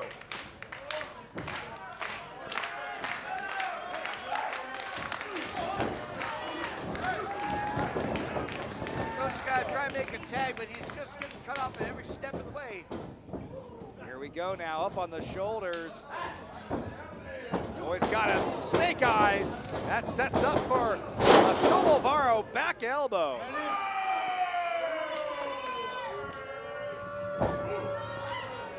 Well, like Brannigan couldn't do the kip up, Somovaro just does. Now, with ease. And he did it with the tennis shoes, so shut my mouth. Maybe he pumped them up a little bit, I don't know. Right now, Thorson is feeling the pressure. Bandit and Drexl haven't really had much time at all here. It's been mostly Thorson as the legal man in this contest. This main event of tonight's show, and boy, what a treat the Powder Keg has had to kick things off in 2026. Somovaro right now, they're up to their feet. Thorson trying to throw some shots in at Somovaro. Wonder how effective those are as he gets reversed now. Somovaro into the buckle. Look at this. Oh my goodness. Somovaro, his foot slipped a bit on the top rope. That's why they call it a high-risk maneuver. Thorson's going to be able to recover, turns it into a suplex. Boy, they do call it high risk for that reason. Luckily, he was able to catch himself. Here comes Drexl. In comes Drexl with a well-timed tag made, throwing those clotheslines. Tell you what, I hope for Dynasty's sake there's no paper products nearby. It's true. He'll find something. He's very resourceful, that Drexl, using Void's head like a battering ram into the corner. And a high knee into Look the at face. that. Could have him. No, not enough. This is a big momentum shift. There's the Charly belt. Didn't want any part of that. Oh, Drexl was using the teeth there. Referee Fidel Martinez utilizing some, enforcing the rules here. What's Drexl got in mind here? Full head of steam. Oh, wait a minute. Oh, face full of turnbuckle pad. Those are not pillowy soft, folks. Those are firm. Those hurt when you hit them. Being choked there by somebody. Oh my goodness, Demon Boy with the choke there on Drexl. Drexl needs to get to the corner, but he's going the wrong way. I think Charly needs to get his feet wet. I don't think I've seen Charly. Charly Avell, he's letting his grunts do the dirty work for him. I mean, that is the right afforded to him as the champion, I would guess. Cover made by Void, and again, Drexl kicks out. I'll give it to Drexl. He's one of those guys that... he's fighting him. Oh. Hey. He never dies, though, man. What's good for the goose, I suppose. True. Doesn't mean we like it anymore. No. Drexl now, he's in a bad way here. In a match such as this with so many bodies, the last place you want to be is in your opposing team's corner. In the case of Drexl right now, he's got to deal with two of both Somovaro and Demon Boy. Charly Bell calling the audibles for him. Just keep him in the corner. Keep him there as long as you can. That's right, nowhere to go. Not very Charly Bell there we go. Tag. First official piece of business we have seen involving the POW champion who, let's not forget, guys, it was last year at Base Brawl where Avell beat Drexl in the Devil's Playground match to retain the POW title. Get him back. It's taking two of them right now to beat him up as both Somovaro and Demon Boy are working him over. And of course, much like what we're seeing now, it did come with some assistance from Los Sicarios. Of course it did. No, it's too far back. I don't remember. Now to the internets for Jeremy as the Dynasty continues to apply the pressure. Oh, on the Devil himself. Well, the Devil probably wishes he was in hell right now. This is a whole different kind of hell. Big running elbow drop. That could have compressed the whole, his chest cavity and everything. I'm in hell every time I have to watch him wrestle. Well, right now it's Drexl that's going to make the tag.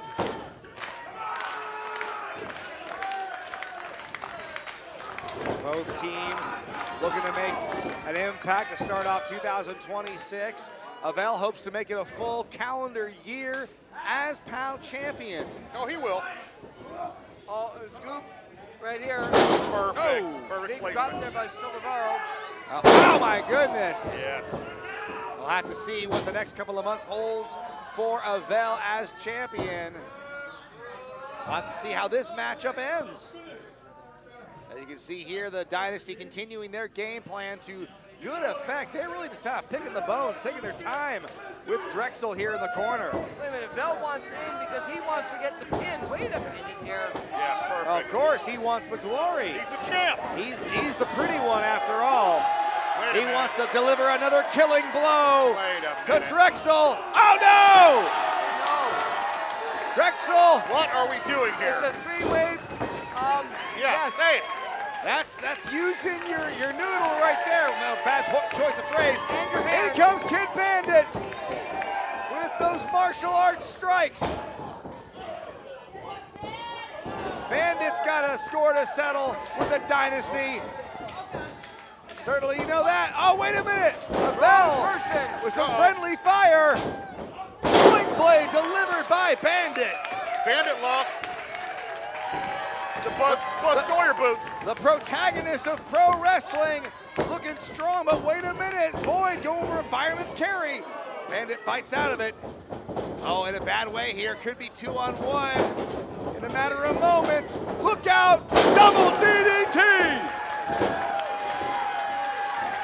Bandit is on fire right now. Down goes Avell.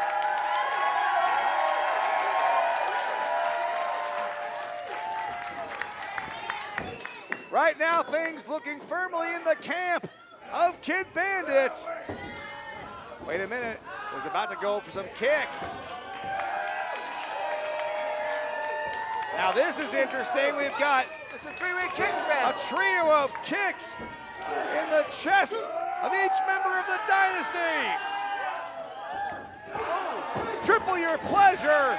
The Powder Keg loving this. Three in the head. Both Sicarios have been banished from the ring. Oh, Kid Bandit looks like... Wait a minute, what's Bandit got in mind here? She's going up top. Oh, boy. Oh, leaving her a sitting duck for Los Sicarios, but wait a minute, Drexl and Thorson now gonna try to even the odds here as this six-person tag team match has completely devolved into chaos. Big sit-out slam by the champ, Charly Avell. Oh, but Thorson takes him down to a knee and rattles his brains with that kick. Boyd coming in, looking to get some Dynasty double team in here. Oh, planting Thorson with that assisted spine buster. But Drexl now, he drops the Dynasty with a move of his own. Boy, this matchup, it's anyone's ball game. Oh, speared by Avell. I don't know if he got all of it, but that is He got enough of it. one of his most devastating moves in his arsenal. Drop kick delivered by Bandit. Bandit up. Oh, no. Here we go. She lost one of the furry covers. Oh, no. Stopped dead in her tracks by the Dynasty, but Drexl's not done. Not the Buzz Sawyer boots. Well, Drexl and Gunnar Thorson are working over Los Sicarios. Oh. In goes one to the post. Oh, this action's getting too out of control. We're losing camera operators out there. Well, right now, Drexl's got a hold of one. Gunnar Thorson's got a hold of the other. Meeting in the mines there on the post. Uh-oh. We've got Dynasty on the outside. We've got, oh, wait a minute. Is that someone's cane? Avell wants to put away Bandit, but look at who keeps getting up. The other participants in this match have fought their way to the back. They're a non-factor at this point. We are down to the POW champion and the protagonist of pro wrestling who lights up Charly Avell with that kick. Big shots there by Kid Bandit. Oh! Right across the back of the neck there. Here we go. Oh, going in for a kill shot. Not so fast. Going for the DBUT is Charly. He's won many a match with it. But now Bandit trying to fight out. Trying to hit with a power, or the backslide, I should say. And it looks like a Kid Bandit. She's got him. No, not enough. He rolls out of it. Oh, but he takes the kney. So you're not a Von Erich. Throws Bandit now. Look out. Oh, eats the elbow. Woo. Boy, that scintillating back elbow, that was quicker than a hiccup. And Bandit, she's out. Her hair is just completely out of place. Well, she's completely out of place right now as Avell Charly Avell. setting up for the spear. We know what's coming next. Does Bandit know? Look out! She sees it coming. Oh! Hits the kick right to the jaw. That was square on the money. Another one. Charly won't go down. He still won't go up. Oh, almost down. Maybe one more shot will do the trick. Bandit with a misdirection. Run up into the ropes. Bandit up. Setting the champ up for a tiger feint kick. Connects. Come on, Charly. I tell you, this is a war right now. Kid Bandit and Charly Avell. Bandit now, top rope. Charly Avell doesn't know where he's at. Look out, here comes Kid Bandit from across. Oh, caught her! Caught her with a spear in midair. That's gotta be it. No, brother! Are you kidding me? How on earth did Kid Bandit kick out of that? I thought she was curtains. I agree. There was no way that she could have kicked out of that. No way. Bandit will not be denied. She says, give me more of this. Thank you, sir. May I have another? But you can see she's on Dream Street right now. She is on fumes. She acted on instinct that last one, that last kick out. Very much so. That might have been Bandit's last gasp. Might have been her last stand. Charly Avell seems to have this thing well in hand. DBT again. Setting her up for the DBT. But look at her, she's fighting out again. Where's she getting this from? Ace Crusher! Isn't enough though. She's got to get the cover. Her version of the whippersnapper has snapped Avell's neck back, Jack. But will Kid Bandit take the opportunity to put him away? Oh, she's going upstairs. High risk here. Phoenix Splash! Connects!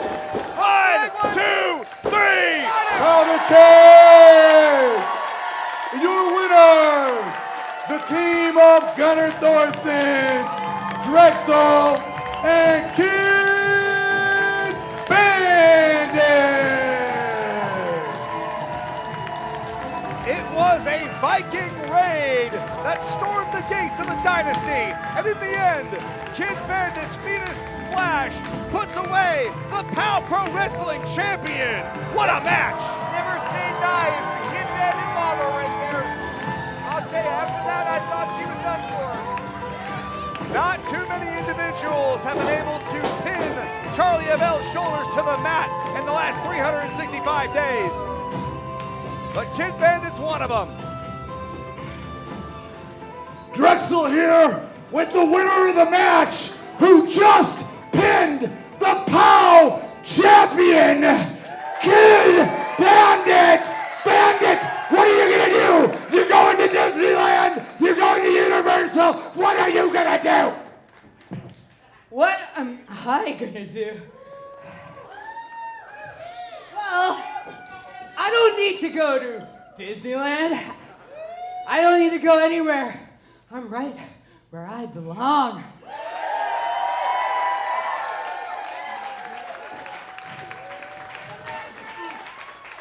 So, for almost a year, you have paraded here like an undeserving champion. Something the Oregon Ducks gonna do. Hey, did you guys hear him? No, I didn't hear you because you don't have the damn microphone. I do. And with this microphone, I'm gonna give the people a voice. Let me ask you all a question. Do y'all want to see me in this ring with that championship in my hand after I pin you, Charly Avell, one more time?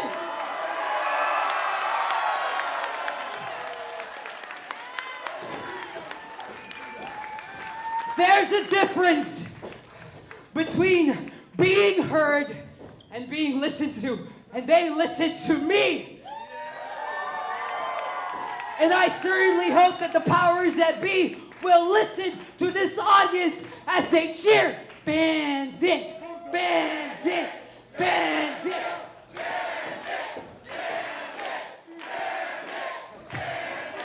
I'm hyped now, I'm hyped now. So,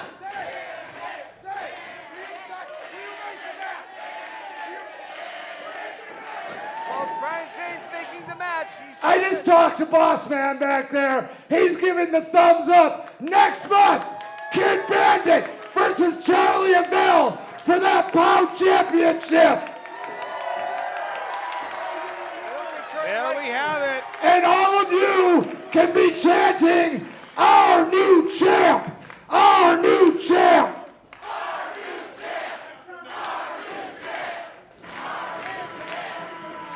Well, Kid Bandit has called her shot. She wants a championship match, and she's gonna get it after beating Charly Avell in a 6-person tag team match. That's happening right here next month, February 14th, at Heart Punch.